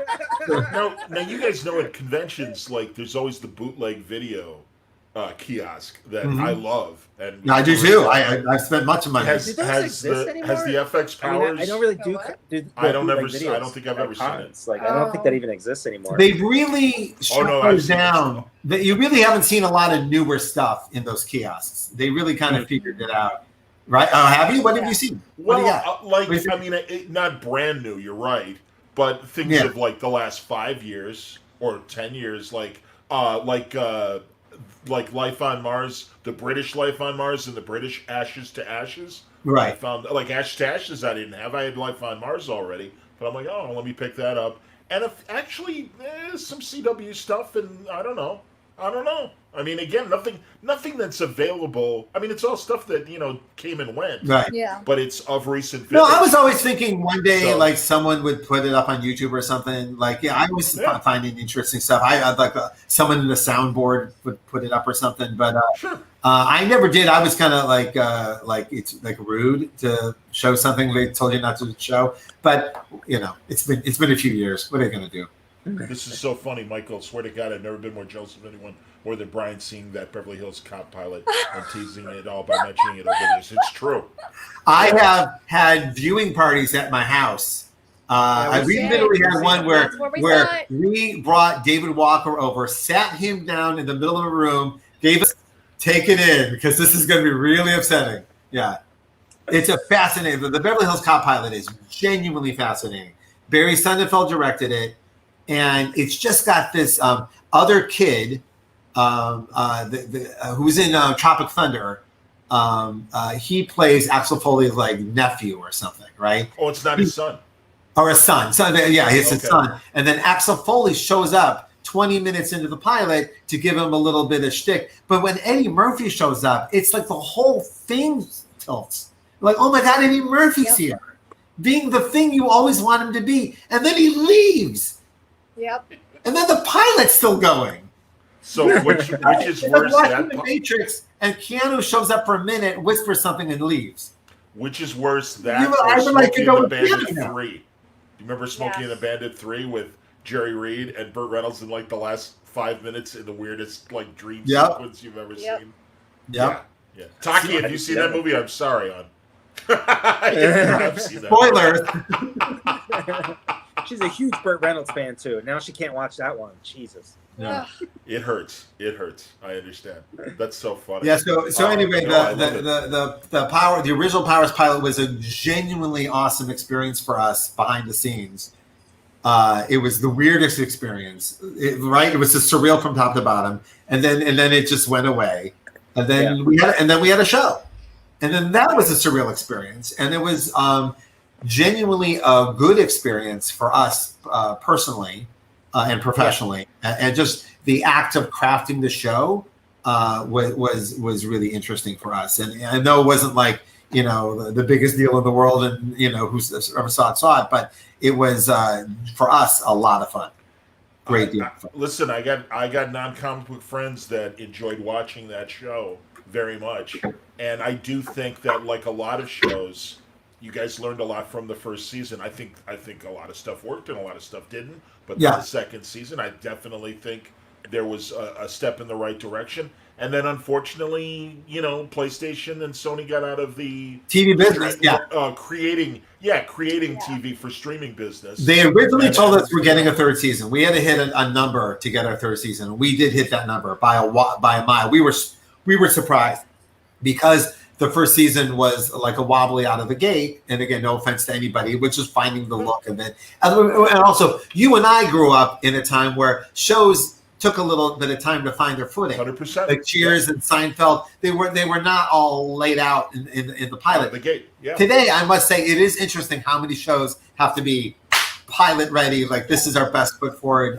Yes. But we came into it a little different. Now we wanted to be great out of the gate. Of course, everyone was trying, but mixing genres and mashing up it's quite a balancing act. And also like. That was like, and again, like Charlie Houston was running the first season, and we were kind of on the back end. And then when they greenlit for second season, they literally called us up and said, "We want more of you guys." And I'm like, "Oh, okay." We thought we were being like polite and doing the right thing and letting everyone, do their thing, and then we ended up finding out we were actually supposed to dive in harder and fight more for our vision, and I thought that was inappropriate. But for the second season, we were teamed up with Rabbi Umashon, who was part of the first season as well. But he was so helpful in the first season, they made him the showrunner of the second season, and us together would go forward arm in arm, like sharing an office and making TV. So that's when you see the color choices, like everything about the show kind of shifted more towards an aesthetic that you would see with the three of us. So I think it also helped with the. We also got a new cinematographer, Chris. Damn it, I'm forgetting his last name. But like, what was amazing about him was when we were watching a different show before Powers was starting. Oh yeah. And it was directed so well. Well, it was cinematography, the way the shots were set up and stuff, that I stopped and looked to see who the cinematographer was, and it was our guy. Like when we knew that he was being hired, I just knew the name, but like his camera work was so good. I had to stop what I was watching to see who this guy was, and it was our dude. And you can see that in the second season with the inventive camera movements and a lot more shadows, much more noir, a lot closer to the book. Yeah, and it was an interesting learning curve, which I think will carry with us still. Was that first season, we didn't want to be the creators who were being super pushy about like, well, this is what it's about. You can't change this. We wanted the comic book will always be the comic book and let the show have its own life. I do think now, and we learned this with the second season, is you need some balance in between there, which is hard because you don't want to be the creators who are like, well, if you take this part out, that's kind of the spine of the thing, and then you don't want to step on people's toes, but you also don't want to let it kind of get away from you either, and it didn't really get away from us because second season was super tight, but it's something going forward. It's an interesting lesson of like, how much do you say? You don't want to be problematic, but you want to help keep things focused, and it's a weird balancing act. Christopher Faluna, boys, was your cinematographer, I believe that you. That's Thank right. you, Christopher Faluna. That's why I was just messing Actually, around if on Christopher IMDb, can figured hear it this out. in some way, I drew a piece for him, and I was never able to give it to him on set because the dude was running around just nonstop. He lit the only time he every stopped was shot. to eat, and I wasn't going to bother him then. Yeah. Wow, Yeah. he's Every the single DP time. on he's the DP on several episodes of Jack Ryan. 4 episodes of that on Amazon. He did Banshee, which I Torchwood. love. Banshee, that's what it was. That was the show I had. We had a I show I Yeah, love we were Banshee. watching. Good Lord, what a great show. What, Torchwood? Yeah, that was Banshee okay. on Banshee. That was it. That's it. Yeah. Oh, so Yeah. good. So Way good. better looking than it should be. That's what that show is. And That's hilarious. Fantastic. I like Banshee. I had but anyway, to look who the cinematographer was. I've never ever done that. Yeah. on your own thing. If it was a Scorsese thing, you would know it by heart. But we had our third season was at one moment greenlit, and then Sony as a company decided not to make any more PlayStation Network. Like we were supposed to be, just so people knew, we were the launch show, and like you've seen other streamers, here's 4 or 5 launch shows, and then we're building. Here's the building blocks for the thing, and they never actually built any of the other blocks. So we went gung ho when there was supposed to be like a sports Jeopardy. There was like a bunch of stuff they were going to do. And then it was weird, like, well, why aren't we on Crackle? Isn't Crackle the service? Like Sony has Crackle, but now they have a PlayStation Network, and now they have this. So it was a lot of corporate growing pains going on behind the scenes, and then PlayStation as an entity was always torn. There was the hardcore gamers that just want games and nothing else. Sure. And then there's the other people looking to the future of the industry going, no, we have to be all entertainment or this is going to go away. Apple's going to eat our face, right? And so they were always wrestling that. So to half the people at Sony, we were like the saviors, and the other half, we were like this demon shit that was like, why? Like, you're not Grand Theft Auto, fuck off. Right. And so it was a mixture of the two. And so I was genuinely bummed when we didn't get a third season because A, we were on the right track, we got our numbers, and we were supposed to do it, and then it went away. Oh well, but it would have been that super cliffhanger cute. the second season, like even I was like, oh my god, we're of course Yeah, we're gonna get a third season. Look how it ended. Yeah, we were uncool in that regard. We were absolutely uncool. We could have wrapped it up instead. Yeah.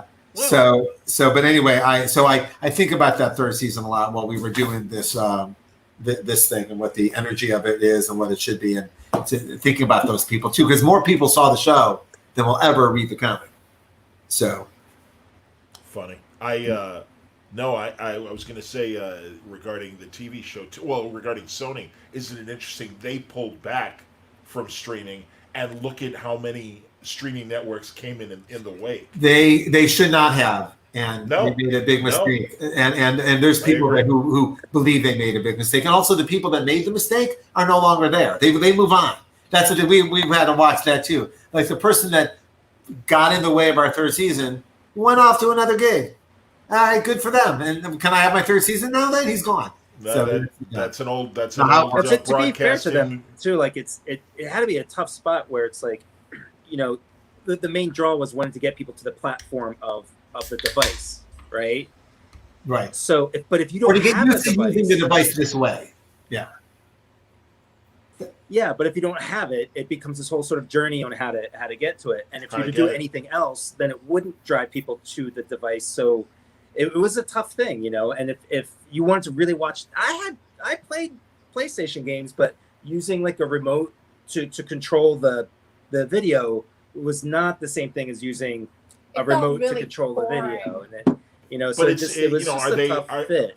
are they a box company or are they an IP company? And clearly Sony is bigger than the box and should have That's the question. recognized That was the question. For sure. But again, I mean, and this and is there's an not old story. really a right You get- answer. I couldn't have said what they could have or should have Well, done. but- I mean, it's but- billions of dollars. So Right. Yeah. executives that walked away or were fired. I mean, you guys know the story of the real Lloyd Braun. We know him as a Seinfeld character, but Lloyd Braun was an ABC executive who had two great ideas and was kicked out of the network for greenlighting two shows that never would have worked. Who wants to watch this show called Lost? Who wants to watch this show called Desperate Housewives? Oops. Yeah, Wait, where's Lloyd Braun? Well, he's not with us anymore. We fired him. that's right. This happens. That happens a lot. That happens in comics a lot too, where a comic gets Oh, God, greenlit yes. because of an editor's, very good gumption and vision, and then they're gone. The book comes out, and someone else. Yeah, it happens. So anyway, it's great. We keep getting great new questions. Okay, I great. wanna go back because Ed had a Oh, great there they are. question. I'm sorry. I didn't have it open. I didn't have the comments open. I could have. Oh, you got comments open now too? Now I got it. There you go. All Uh, right, what do you got? I'll get distracted if I start reading. I got to scroll. I got to scroll back to Ed. Here it is.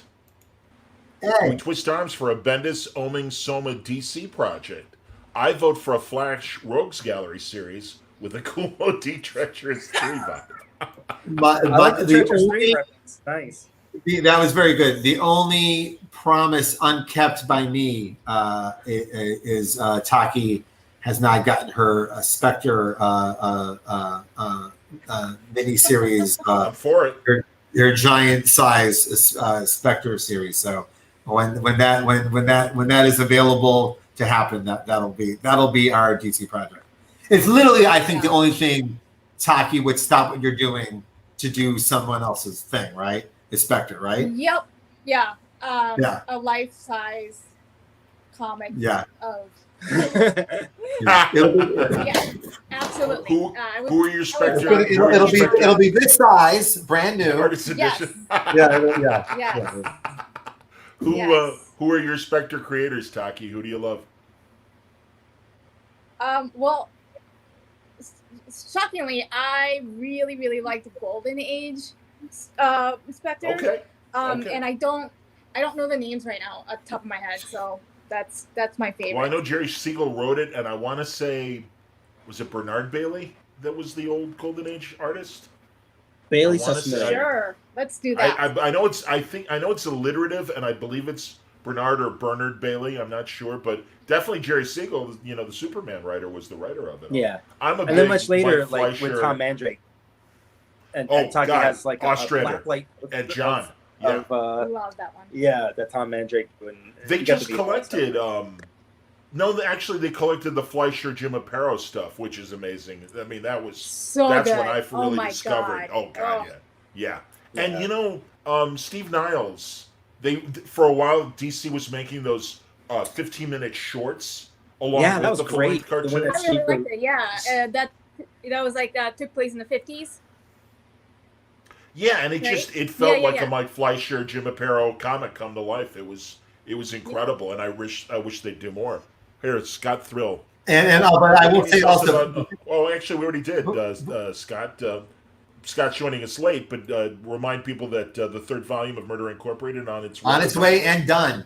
But I also will say that Mike has been helping out with us on Young Justice as well. Yeah, someone had mentioned Particularly that. Please, during the spoiler stuff. Spoilers, Stephanie Brown, and a very beloved character, like a lot of love. And it's been very nice. And I don't think Mike has a full sense of this, how sensitive the Stephanie Brown audience is and how genuinely happy they are with you. Not with me, but with you. I felt very good about that. Bernard So Bailey. even like Okay.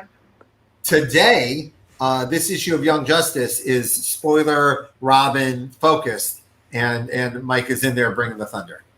So thanks. It was a lot of fun. Thank you for having me on board with that that. was fun. That's awesome. All right, so there's some DC Mike stuff in there. Oh, here I we do, go. I do want to do some kind of Batman thing with Mike. Oh, Desperately. that'd be cool. That would Or be some fun. Elseworlds That would be would be cool to see. awesome. A lot of people think all of my DC comics are Elseworlds. So, Nice. No, I'm actually a huge fan of the Elseworlds. My first DC comic was an Elseworld. Citizen Wayne, get it? Oh, that's right. Of course it was. Yes, your story. So, Yes. so I actually walked into the office going, wanting to do that. But and it's honestly some of my favorite DC comics of all time are Elseworlds comics.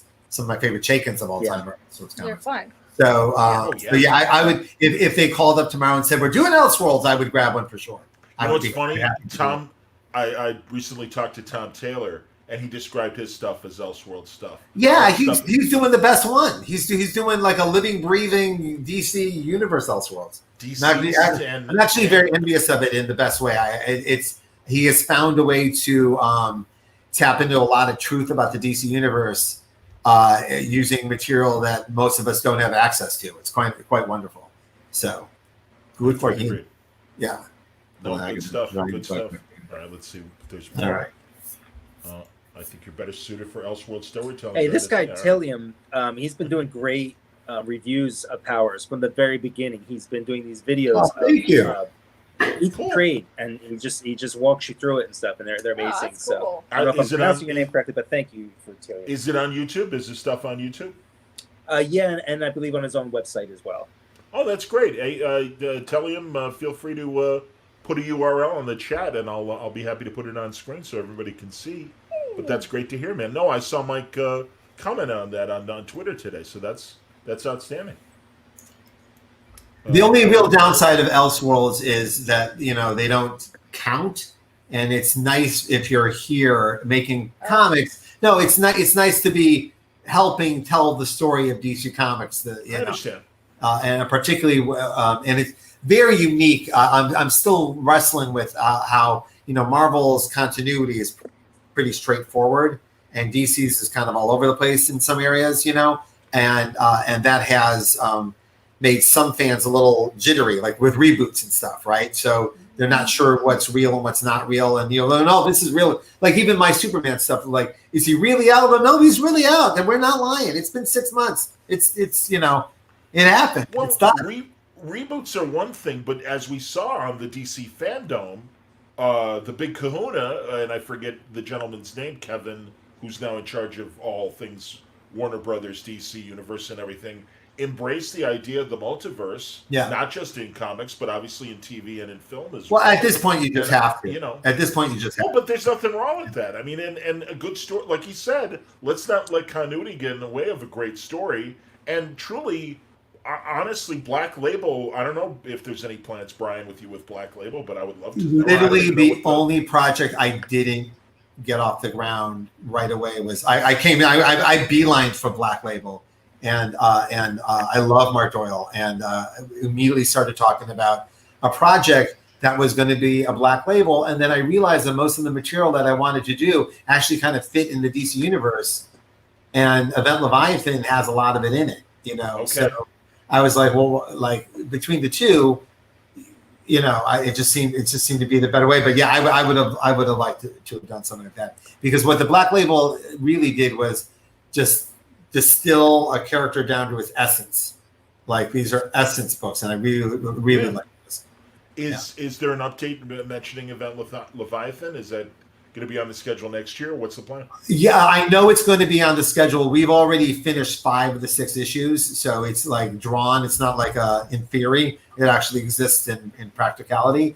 Okay. The problem, just so I'm being very honest with it, the problem with Checkmate as it was being built is that it was being built to tee up something that isn't happening, right? So that was Dan's plan, and that plan isn't happening. So even though all the stuff that is in Checkmate works, it was landing towards something that just isn't there. So we're now building the thing that will be there, and then figure out Checkmate's place in it, right? And I am part of the building. I am part of the 2021 building that's going on, and we're looking to find the place for it. And everyone worked really hard on it, and it's fun as hell. And I'm super excited to show it to everybody. It just did not fit editorially. I've never been in that situation before, and I know there's a few books like that, but so I'm a little more zen about it, because I'm genuinely fascinated by having a book out that's kind of just floating looking for a landing place where everything else I have is so scheduled. Like even the two things no one knows I'm doing are so scheduled. So it's weird to have those and yet have something that's not scheduled. Okay. Here for Michael. Mike, did the time spent on Kate Carson, Murder Incorporated, and Afterrealm creatively put you in a different space or a refreshed state when you came back to the new Powers OGN? And Brian, did you see Mike's art with new wrinkles in this Powers OGN as well? Good question, Ernie. Yeah. I mean, it had been a couple of years that I was away from Powers by the time we actually started working on it again. So, I mean, I did learn a bunch of other lessons from Cape Carson, especially because I was doing that for 2 years. And it's really the book where I fully embraced digital drawing, because during that time period, I had like a family member who was dying, and so I spent like 5 weeks back in Jersey, and I couldn't have my art supplies. And all I had was this little slate thing that I could kind of draw on. So I just got into the deep end and learned how to do it. Now I kind of do both. And in Powers, there are pages that are analog, there are pages that are digital, there are pages that are a little bit of both. But that time away was really refreshing to come back to Powers and revisit the characters, and especially the aging up part. Because I had literally been away for a while, so to come back to them was great. And every time you do something else, it refreshes the home base stuff. Okay. Well, Aaron, by the way, the Vault reviews have covered a lot of Powers run plus cover and Murder Incorporated trades, so that's good. Thank you, my friend. Thanks, guys. And Isham asks for United States of Murder, what are the long-range plans for how long it'll go? How many books can we expect to see when it's all finished? Great question. We just finished the 3rd volume, which will be coming out within the next whatever. And we're kind of waiting for the pandemic to settle down so you can enjoy the murdering a little more in our book. Well, and it doesn't seem to be going our way. It's also hard to just keep up with, and it's hard to keep up with reality. I mean, what are we going to write that's not like we're going to write more about international criminals who are disrupting our society and stuff? Like, we got right here at home. We got to write a lot easier to keep up with 2021. Yeah. Yeah, it's what he's describing is that the United States of Murder was built in the Obama administration, and now here we are. Right? Exactly. Yeah. And so our world is completely different than the real world. It's an alternate history, like kind of like Man in the High Castle ish, whereas you get to see how a world would evolve if something else had gone a certain way. So we are unto ourselves in our journey of politics and religion and all the other things we get to have fun with. But I will say that the only thing that would get in the way of us doing more Murder Incorporated is that there's like 6 other things me and Mike want to do. Like literally, like there's a list, like a written list of stuff that we want to get to before we die. And so having done 20 on Powers, I feel this on a few things, but mountain climbed you could do a 20-year run. Great. Now what can't you do? And what we have in front of us is a few things that we don't know if we can do them. So let's do that. Definitely with Murder Inc. I want to do more, not just because it's a world that we love, but I specifically really in this arc really fell in love with the relationship between Jagger and Valentine. I can't, maybe more so than Walker and Dina. So it was much more of a complicated relationship. Yeah. But Valentine and Jagger are like first cousins. They're almost brother and sister. They're that tight, which is really different because Walker and Dina are oil and water. I mean, Dina's arguably not a good cop or a good person. It's just the circumstances under which she lives in brings her into a different context. Walker is a true hero, whereas we've got these two characters in Murder Inc. who grew up in the same world, who have the same influences, different world points of view, but their loyalty isn't bound by trauma. It's bound by this common belief, and that belief is in each other. And I just don't see a lot of that. It's not like super rosy or rose-colored glasses kind of things, but it's this really tight relationship that I can't wait to watch more of and draw more of. It's not just the world; it's the characters. I'm proud that we found another male-female relationship that is not sexual, that is not will they or won't they, because that's where every show goes, no matter what. Hilariously, and when there's some TV talk for Murder Incorporated, and immediately that's the question. Well, they're going to boink, right? Like, no, they're not, because that's easy. Well, I love your introduction scene between Jagger, where she beats up some dude, sits next to Valentine because he's on a mission, and she's basically there to kind of just make sure he doesn't get in trouble. And she just sees the sexual tension. She's like, "What? Do you want to touch them? Is that it? Do you want to touch them? Just touch it's actually based on a real thing." Out of the way. And he's just like immediately goes from like looking at her to go like, Nah. okay, it's genius. It wouldn't work in real life, but in a comic it was. No, that's from real life. It works. It works. Yeah, that's from real life. That happened in summer camp. Izzy, my friend Izzy, was looking at somebody without realizing. Where are you going with this? Izzy was just like staring at a woman in a way. He was 15. He couldn't listen, you know. And she was counting something. She was counting plates. I remember. She goes 1, 2, 3. Stop staring at them. 4, 5, 6. Like that. And I was like, and immediately everybody in the room like yeah. Like, I love it. Yep. Hilarious. All right, Jiao. I don't know. Is Naomi season 2 still coming, Brian? Yes, I'm so glad I can answer some of these so succinctly because the world is so topsy turvy. But I have this week updates on Naomi too, both from Jamal and editorial. So as soon as Jamal is done with Far Sector, which is great, you should buy it. We will dive right into Naomi season 2. Naomi will be up front in quite a few things coming forward through DC. So, and we are very grateful. It was an enormous hit for us, and we're very, very, very grateful for that. It's exciting, kind of getting to sit in the backseat of Brian's car, so to speak, and watching. Like I was with Brian and David Walker when they had their first Naomi meeting, and they were first talking about like star alignments and stuff, and just really figuring out. So to watch it grow, and then it is interesting, all the behind the scenes stories about like, what a great hit it's been and how well it's done and what it's meant to people and where it's going.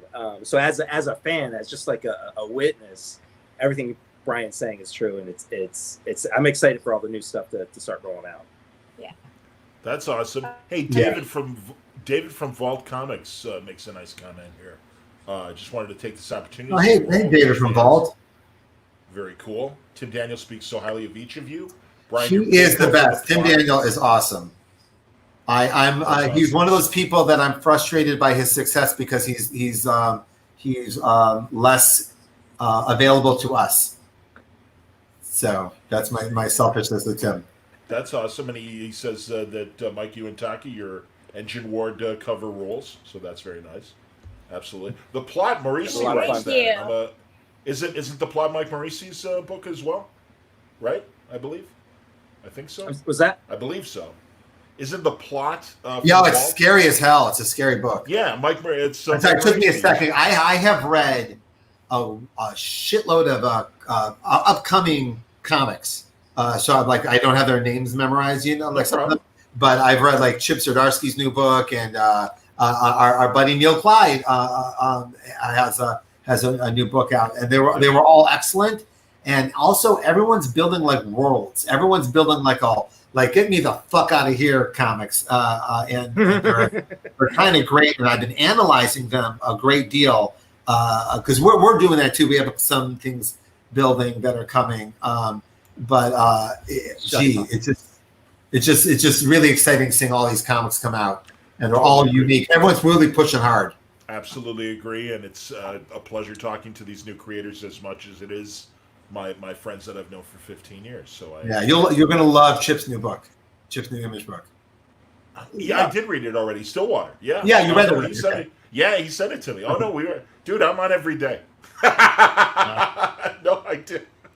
No, it's terrific. Honestly, you're right. Absolutely right. Like so many exciting things. Also, just like Chip in particular, I loved his trajectory coming on. You know, he and Fraction doing Sex Criminals, and then the wacky stuff he was doing in Marvel to an incredible Daredevil run. Yep. And truly, I'm so proud of him in terms of that his stuff. I mean, I guess shame on us or shame on me. I didn't know how great of a writer he is, and I'm so glad that he's finding these amazing projects that are connecting with the audience and also just displaying what a great creator he is. Yeah, it's really great. And also, we're all together in Detective Comics 1020. Kelly Sue with Romita Jr., Matt and Chip have a Batman story together that's great. Yep. And David Marquez and I make our DC debut together. Oh, that's great. Hey, excellent. Boy, I missed it. Very, very excited. Really Mike, are you in there or no? Are you in that detective thing or no? Not in that one. No? All right. That's all right. Sorry. That's all right. You got it can't be everywhere. I'm only drawing like 6 books and writing 3 or something like that. It's 260 pages. He was busy. I like it. That's fantastic. What else have we got here? Oh yeah, here's a great question now. Brian, maybe you can help me out. I'd like to get a hold of your Spawn-related stories in a trade.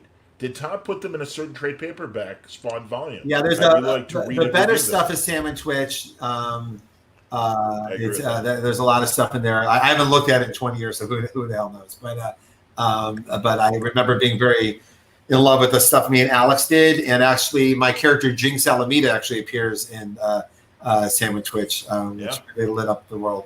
And then but it was good. I did a bunch of Hellspawn. It was a book called Hellspawn. So that's probably why you're having a hard time finding it. It was a different title, not called Spawn. So Hellspawn with me and Ashley Wood. Ashley Wood did an excellent job in that book. I did not. That is like when I first was aware of you was when you were doing Hellspawn, and I loved. It was a great gig. I will be forever grateful for the job. It was my practice. My on deck, on whatever the baseball on bat thing is. You're on deck. For Marvel. Literally, it was like 3 days before I started Marvel. I got to screw up a bunch of stuff for Todd, get those mistakes out of my way. More like collaboration mistakes, more than storytelling mistakes. I don't think you'll see them on the page, but I was not. I was still figuring myself out behind the scenes, and by the time I was ready for Ultimate Spider-Man, I had worked them all out. I also thought following you on Sam and Twitch and Draco really had a great run there too.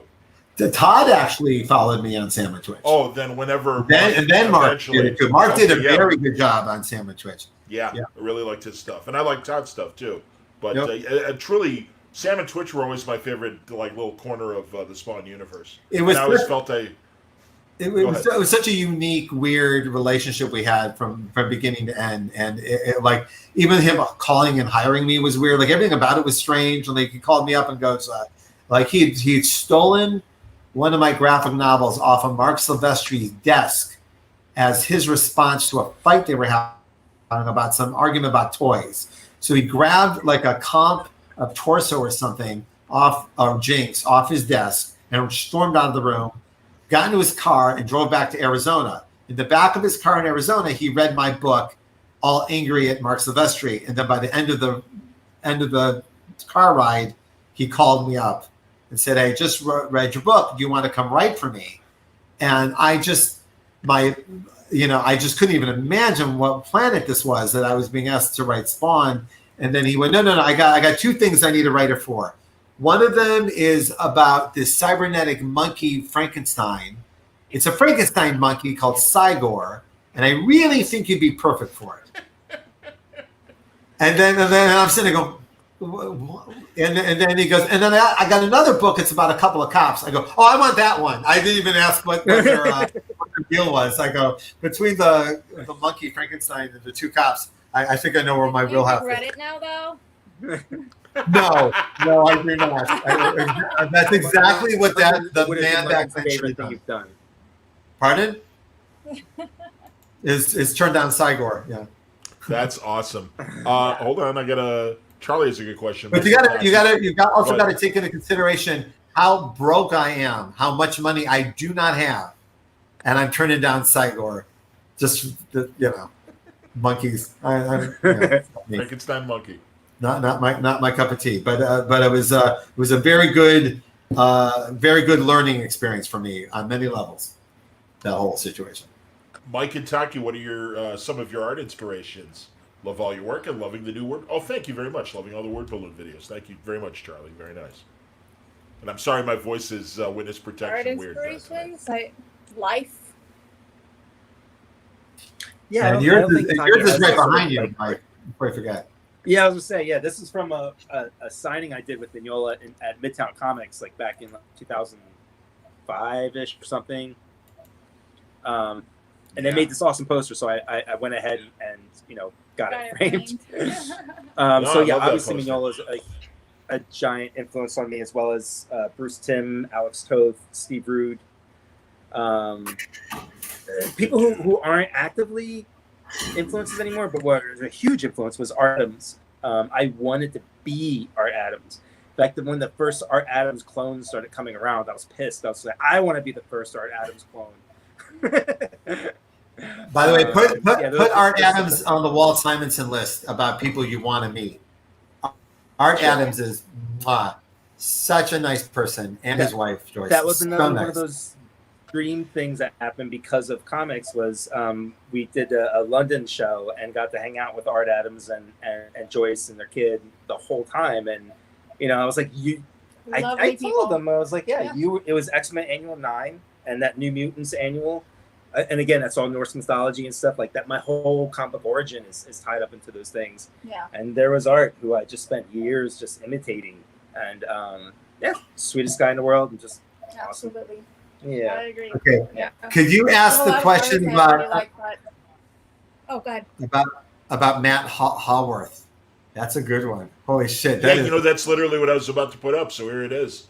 I was pulled a hammy when I saw that. Came across an ad for a comic called Venny from Brave New Worlds and an old fanzine that teamed Bendis with Matt Haworth. How far into production did this comic go? I'll assume it was never released. What was the premise of this comic? This is a great question. All very good questions, and I'm so funny that I'm so desperate to bring this up because I can't remember any of the answers. But I do remember it was like the first time I was like teamed up with someone to do something together, and he was like a alt creator and I was an alt creator, and he far more accomplished than I at the time. And I either blew it. I'm sure I blew it. In fact, let's just say I blew it. It didn't go well, and I blew it, and it just went away. I just wasn't the artist they needed. I remember really going, well, I don't know what I'm doing here. It was a zombie book, it had zombies in it or something. It just didn't work. So. Okay. I think I worked with Matt Haworth. Pardon? Yeah, I think I worked with Matt Haworth on Dr. 13, where he did layouts or something, and then I did finishes, or I did the layouts and then he did the finishes. That's weird. I didn't know that you had ever worked with him, or I'd ever heard of him. Yeah, it didn't go well. I remember it not going well. I remember hanging up the phone going, oh boy. And that's all I remember. Brian, Mario wants to know what that group shot is above your, I assume that's your right shoulder. Yeah. Oh, yeah. I'm going to zoom in. There we go. There you go. Yeah. So that's actually a present from a fan. It was given to me in Arizona. It's a signed George Perez Avengers print that I love dearly. Wow. So, but that was actually a lot of this stuff here here are presents. I don't think I bought most of this. So you'll see, you got the Jim Lee sent me a Rogol Zar original. Outstanding. Very, very sweet. And that's GF Darrow literally walked up to me at Rose City Con last year and said, here, I do this for you. GF Darrow. He calls himself Jeff, but all right. I like GF. Anyway. So and if you look in there, hold on, let me see if I can. There you go. If you look there, that's the cover to New Avengers #1. That was a gift from David Finch. I'm sure he regrets that. And there you go. So a lot of most of the stuff here was presents from Matt Fraction. That's adorable. This thing right here, Matt Fraction. Anything? What is that little thing? If you can see all back there, Seinfeld's microphone. Can you see it? It's all the way back there. That's a math rack. Okay. All right. I have Seinfeld's microphone. That's amazing. And Suppose- Oh, are nobody these gives people? Brian presents better than Matt does. We're Yeah, all good it's- pals. I gotta say, the only thing I'm really jealous about Matt is his hair and his ability to pick out presents for you. He killed me this week. What did he give me this week? He gave me hold on. All right, no worries. He gave me the you'll like this. I do like that. Ah, That's Look adorable. at that. what is that? It's a a trading Jack Kirby card set of material that's never been released. Of like Jack Kirby, very rare Jack Kirby-ness. It was a very excellent present. Anyway, Excellent. enough bragging. Sorry. Shelly wants to know if you have any Mike Allred originals. She wants Do to know you? about other You people might. like that. We You have might know. one. Yeah, we've got a couple of Yeah, already we have a originals. couple. Yeah, but not. I'm trying to think if I do. No, I don't believe I Well, do. you- That's do you have shocking. the Powers cover? Don't you have the Powers cover? I don't own it. No, he sold it. Yeah, I love that cover though. Do we own Wow. it? No, and he's just in last week's Retro Girl fighting a robot. Oh, already was part of the big 44 artist Legion of Superheroes jam. Oh, that's and great. Carol Lad killed it. So yeah, and if you haven't picked up his latest book, you really should. It was That's excellent. hilarious. Oh, that's funny. That's true. The robot monkey Frankenstein thing got rewritten after Brian left to insert his Miracle Man reference. Yes, that's right. Wow. That brief period where Todd had Miracle Man. That's where I remember that. He Yes. never had Miracle Man. Whatever it was. He thought Yeah, he I know. had Miracle Man. Well, you know what I mean. Yeah. An issue did come out, didn't it? Didn't an issue come out? I remember there was a lot of chaos, and I was in the Oh, yeah. chaos, and I remember it was one of those weird things. There was a lot of chaos when I was working there about that subject, and it was not a subject I was involved in. And then I went to Marvel, and it was still that, and the chaos, the Miracle Man chaos, continued from a different perspective. So Truly, the backstory of Miracle Man almost as great as the comic book is. So I get it. That's pretty amazing, man. Yeah. Let's see what else. Yeah. hey, whoever wrote me about the Todd McFarlane stuff, my email is brian1138 at AOL. Email me. I'm I putting might it in the have a chat. present for you. aw. Aw. And that email goes out to any hardcore Powers fans. Send me your address. No promises. There it is. Did I put it in there? I think it did. But on a normal day, like if the world was normal, I don't remember what that was like, but we would right now be at a signing at like Excalibur or Things from Another World or Cosmic Monkey, handing out all the goodies we stole from the Powers TV show. So I would love to send them some of them that your way if you're interested in it. We have these awesome prints and cool stuff that we have that I would love for you to have instead of me having. So just email me and we'll send it and be patient because we don't actually have any post office boxes here in Portland. We used to, but they're gone now. So I don't know how to send anything. Sorry, I was just on a bike ride just before this. I went on like a 4-hour bike ride to tell you what kind of day I'm having, and I rode by the post office, and all the boxes had been removed, and it was a little shocking to see. It was at the post office, not the ones on the street near. Blah, blah, blah. Anyway, sorry. Yes. No. Wow. Once again, that's why our world is worse and crazier than the United States of Murder Inc. Because I believe But we did that in the was United still States of getting Murder, to be honest. So we had there was a scene where Brian just wrote in like there are U.S. Postal Service boxes, but they're all covered up because the mob runs it now, so they don't need the USPS. Kind of Wow. funny, right?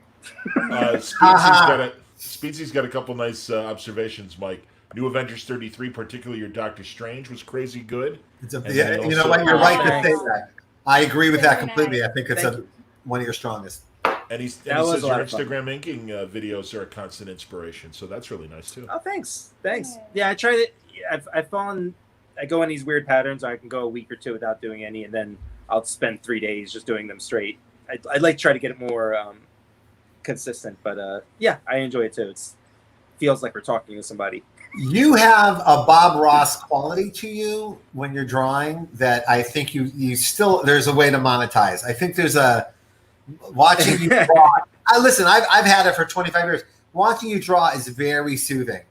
It's very calming. Thanks. So I did Just I'm figure it just out with the whole pandemic stuff. Like I really, because before that I was doing some videos, but I was doing mostly like just time lapse stuff. And then as I realized people like at the very beginning of this, people just needed to hear from other people and stuff. And because it was crazy times, yeah, I did pick up a sort of a Bob Ross like just a calmness because I just realized that's what people need. Because I was getting that there's a manga artist I watch on YouTube, Yoshido, forgetting offhand, but he's great and he just records his stuff silent, and you can just hear the pen on the paper for hours. Just go, it is so smoothing and soothing and stuff. And so I want to do something like that, but communicate a little bit. And so thank you.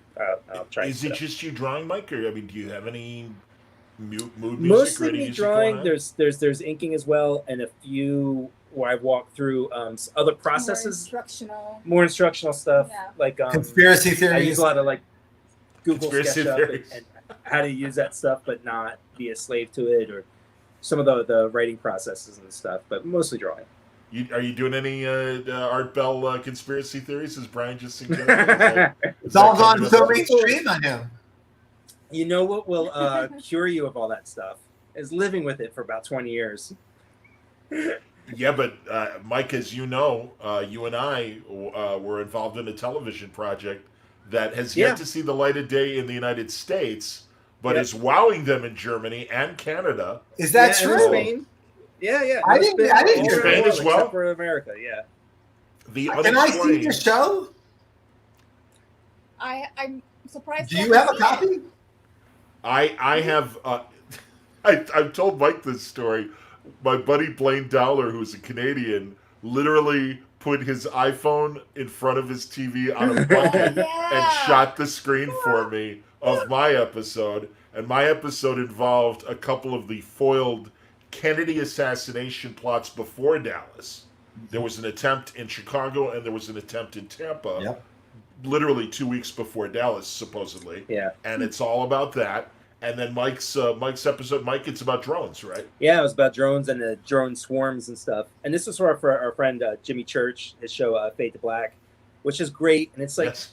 the conspiracy field and like fringe stuff can get really right-wingy and dark and just kind of ugly. And he's not that. Well, that's It's pretty true, much the only but- show that I can listen to with that stuff. And it was great. He brought us along for this adventure. We got to film some stuff. I talked to an ex-CIA guy who was telling me about all kinds of crazy stuff. And just more time goes by, that's what's weird about that kind of stuff is it's all fringe stuff mixed in with very real, like political things that you can track. And you can see how quickly it becomes blurry for some people, but I don't know. Also, a lot of people don't know this, but I think you can say now that you're Q. Right? Don't do that to me, People don't know Brian, please. You know what I love about that conspiracy thing is the thing that everybody ignores is at the base of that conspiracy is they believe in actual vampires, that human beings are sucking some sort of brain part or a gland out of babies to elongate their life. That's vampire stuff. They never talk about that, but that's the basics. That's the basis of it. It's Hey. vampires. Nick, I love you, Nick. That's Well, fantastic, so man. just so people know what's genuinely funny about Nick chiming in just then is that this conversation between Nick, David, and Mike goes on all day, every day, now for years. And for Nick to just jump right in there was mwah. So So Nick's funny. he's another conspiracy connoisseur, basically. No, we're just talking about it. All right. Nick is cute when he doesn't like when we joke about it. I understand. He's worked very hard on this, and we're messing it up with other little jokes. No, honestly, this is one of the we things have that like these threads the Twitter threads, and usually it's about comics or and the world. And whenever like Brian and I get dark, we're like, holy shit, like we're all fucked. Nick will like be like, hey, have you seen this like Silver Age comic? Look at this guy's art. This is fucking like he's the positive. he one. lightens it up. And then it gets scary every now and then. Like Nick will chime in on something like, "Oh shit, things are bad," and then we're like, oh, "Fuck!" If Nick thinks these things are bad, like, Yeah. Then it's really bad. start building the bunker, man. Yeah. Exactly. That's wild. Well, I was going to say, I really, Mike and I, that's what we initially bonded on, was all the crazy Eric Von Daniken Chariots of the Gods stuff. Not that we believed it, but just that it's fun. Yeah. And certainly, you know, again, take it to crazy degrees. Well, My thing with... all Go that ahead. kind of French stuff is just, it's like open source research. There's a billion different ideas that are there. Oh, my God. Yes. Just free You're ideas. 100%. No, absolutely. And for Jimmy Church's show, like I said, mine was the Kennedy assassination. And just like you got to talk to some real government people and stuff, I spoke to Abraham Bolden, who was the first black Secret Service guy. And he was working in Illinois. And Kennedy's like, do we have any black Secret Service men in D.C.? And he's like, I don't believe so, sir. He goes, would you like to be the first? Got the gig. Wow. Was completely harassed while he had the gig in Washington by a bunch of terrible people. So he went back to Illinois, and when Kennedy was supposed to come to a college football game between the Army and the Navy that was played at Soldier Field where the Bears play, and he was going to come, and all of a sudden there was a John Birch Society guy that was making death threats on Kennedy that they took in, and two very suspicious Hispanic men who had crazy credentials, and they were detained for questioning. I'm giving the 30-second version of the story. And essentially, they felt that it was too hot for Kennedy to come to Chicago, so he stayed. That same day, the South Vietnamese president was assassinated. And obviously this is, 63, so early days of the Vietnam, or of our big involvement in the Vietnam War. Whatever. But anyway, the official reason why he didn't go to the game was because of the Vietnamese thing. The Kennedy conspiracy people say no, they knew that it was too hot for Kennedy to come to Chicago, so that's why he stayed. 2 weeks later, he gets shot in Dallas. Nate Bolden is the guy that says, I think there's a connection here. And he was silenced and discredited and had a very strange odyssey that is worthy of reading in his own book. But I had this great sit-down with him where they shot, and it was at the Green Mill, which is this incredible jazz club. And the way they shot it and the way they lit it, it was like a scene from either The Irishman or The Godfather. Oh, it was this man. incredible scene where I'm interviewing him and everything. It was fantastic. I remember you telling me the So full anyway. story. Yeah, it was pretty mind blowing, and I had never heard any of that stuff. And it was just nuts. There you go, man. All right. So, Yeah. what else can we say? I mean, if you want, guys. We've gone a long time, right? Over 2 hours. Then, yeah. We can wrap up. We've been good. I just listen. I love you guys so much, and honestly, I had a kind of a shit day, so this was a lot of fun. This was a big cheer up. So thank you for doing that. I want to say that for those listening, thank you so much for supporting us. Some of the support we did not earn. We were late, and we were one of those books that were like fitful, and you guys stuck with us, and that is more than we deserve. And we thought about a lot when we were putting this together. All the extra little bits and pieces are because of our stress that we felt about not getting the book out when we wanted to. So thank you for staying with us. It's really insanely cool. Agreed. I really mean Yeah. that. It's hard to describe. And so I know a lot of creators are in this comment section. I just want to say this feeling is an amazing feeling, and it's the feeling that you strive for, that unbelievable connection through story. Agreed. Sorry, Yeah, Mike. and I can't thank the fans enough, because like literally everything I have is because of Powers, and people bought the comics and read them and didn't pirate them. Like literally everything I have. Like I've done other things in comics, of course, but Powers has always been the spine of my career. of my successful career. And without you guys, I wouldn't have There it anything. is. So I Well, thank you. speaking of conspiracy theory, there's an idiot online who is apologies, sure that I'm having an affair with Taki behind your back. So I just hilariously, how would that even work today? Like She we've was never. muttering the Torah the other night in her sleep, which I didn't understand. Well, she didn't get that. She didn't get that from me. Yeah. If she was muttering Sorry, about the boys. Gilmore Girls, then you should be worried. This is unfortunately when you allow the chat to be in many platforms, you get It's rants okay. out there. No. So my No, apologies. adult people can be friends with other adult people without making a mess. But we do live in Portland, so the chances that this is a throuple is pretty high. Awesome. Just saying. And we addressed this earlier, Magic K. Event Leviathan Checkmate still coming Yeah, out. TBA, but it is coming out. Cool. I've gotten a lot of updates this week, a lot of them very positive. I think just for people who are not paying, a lot of editorial upheaval at DC Comics doesn't really affect a lot of the creators, but they are kind of rebuilding themselves over there, and they're all really good people. So just be patient and let them all find their footing, and they will. It's happened in comics before; it'll happen again.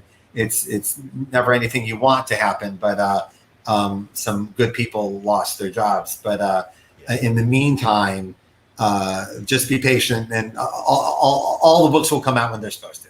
And Brian, your fandom thing, is that going to come out? For the Yeah, next no, month? it's me, and they're doing another one in a couple of weeks. Yeah, I want to say September 12th. And now that I've seen what the first fandom was, they were right to split it up. It was too much. They literally overbooked, and so the next wave is all like the includes a lot of like stuff like this,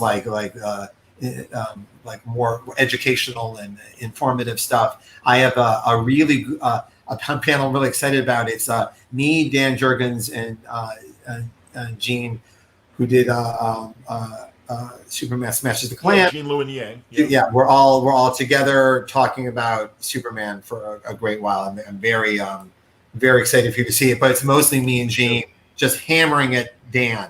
Like we couldn't get away to get our hands on Dan and ask him a million questions, because we've all done a handful of Superman comics. He did 30 years of Superman comics. So you will see that soon. You can thank Michael Schelling for that. Yeah, that's awesome that you guys did that. Seriously. Yeah. And I'm sorry for this person who doesn't have any adult friends that he's not. Don't worry about it. Also, I like how are we having an affair? You're over there. How is? Okay, sorry. Wait, let's see if I can reach you.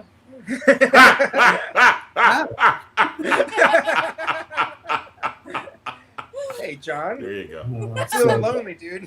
Yeah, exactly. Thank you for the handy there, Michael. Are you writing this? Is this you? Yeah, it's Elisa doing it. Yeah, Elisa. There's a guy online who literally has tweeted like 10 times that me and Taki are.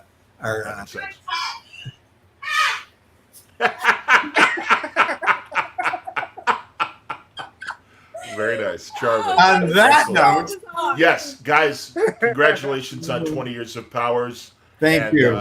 Very excited about the new projects that are on the way, both individually and collectively. And yeah, what else can I say? Thank you very much for 20 years of great stories, and also my small part of it. I won't deny it. You guys really flattered me with not a small part in my eyes. It is not a small part.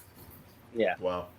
Yeah. Excellent. And And then last truly, again, as also, always, thank guys. you to Nick Velarde for staying with us through all this stuff, and couldn't do this without him Amen. either.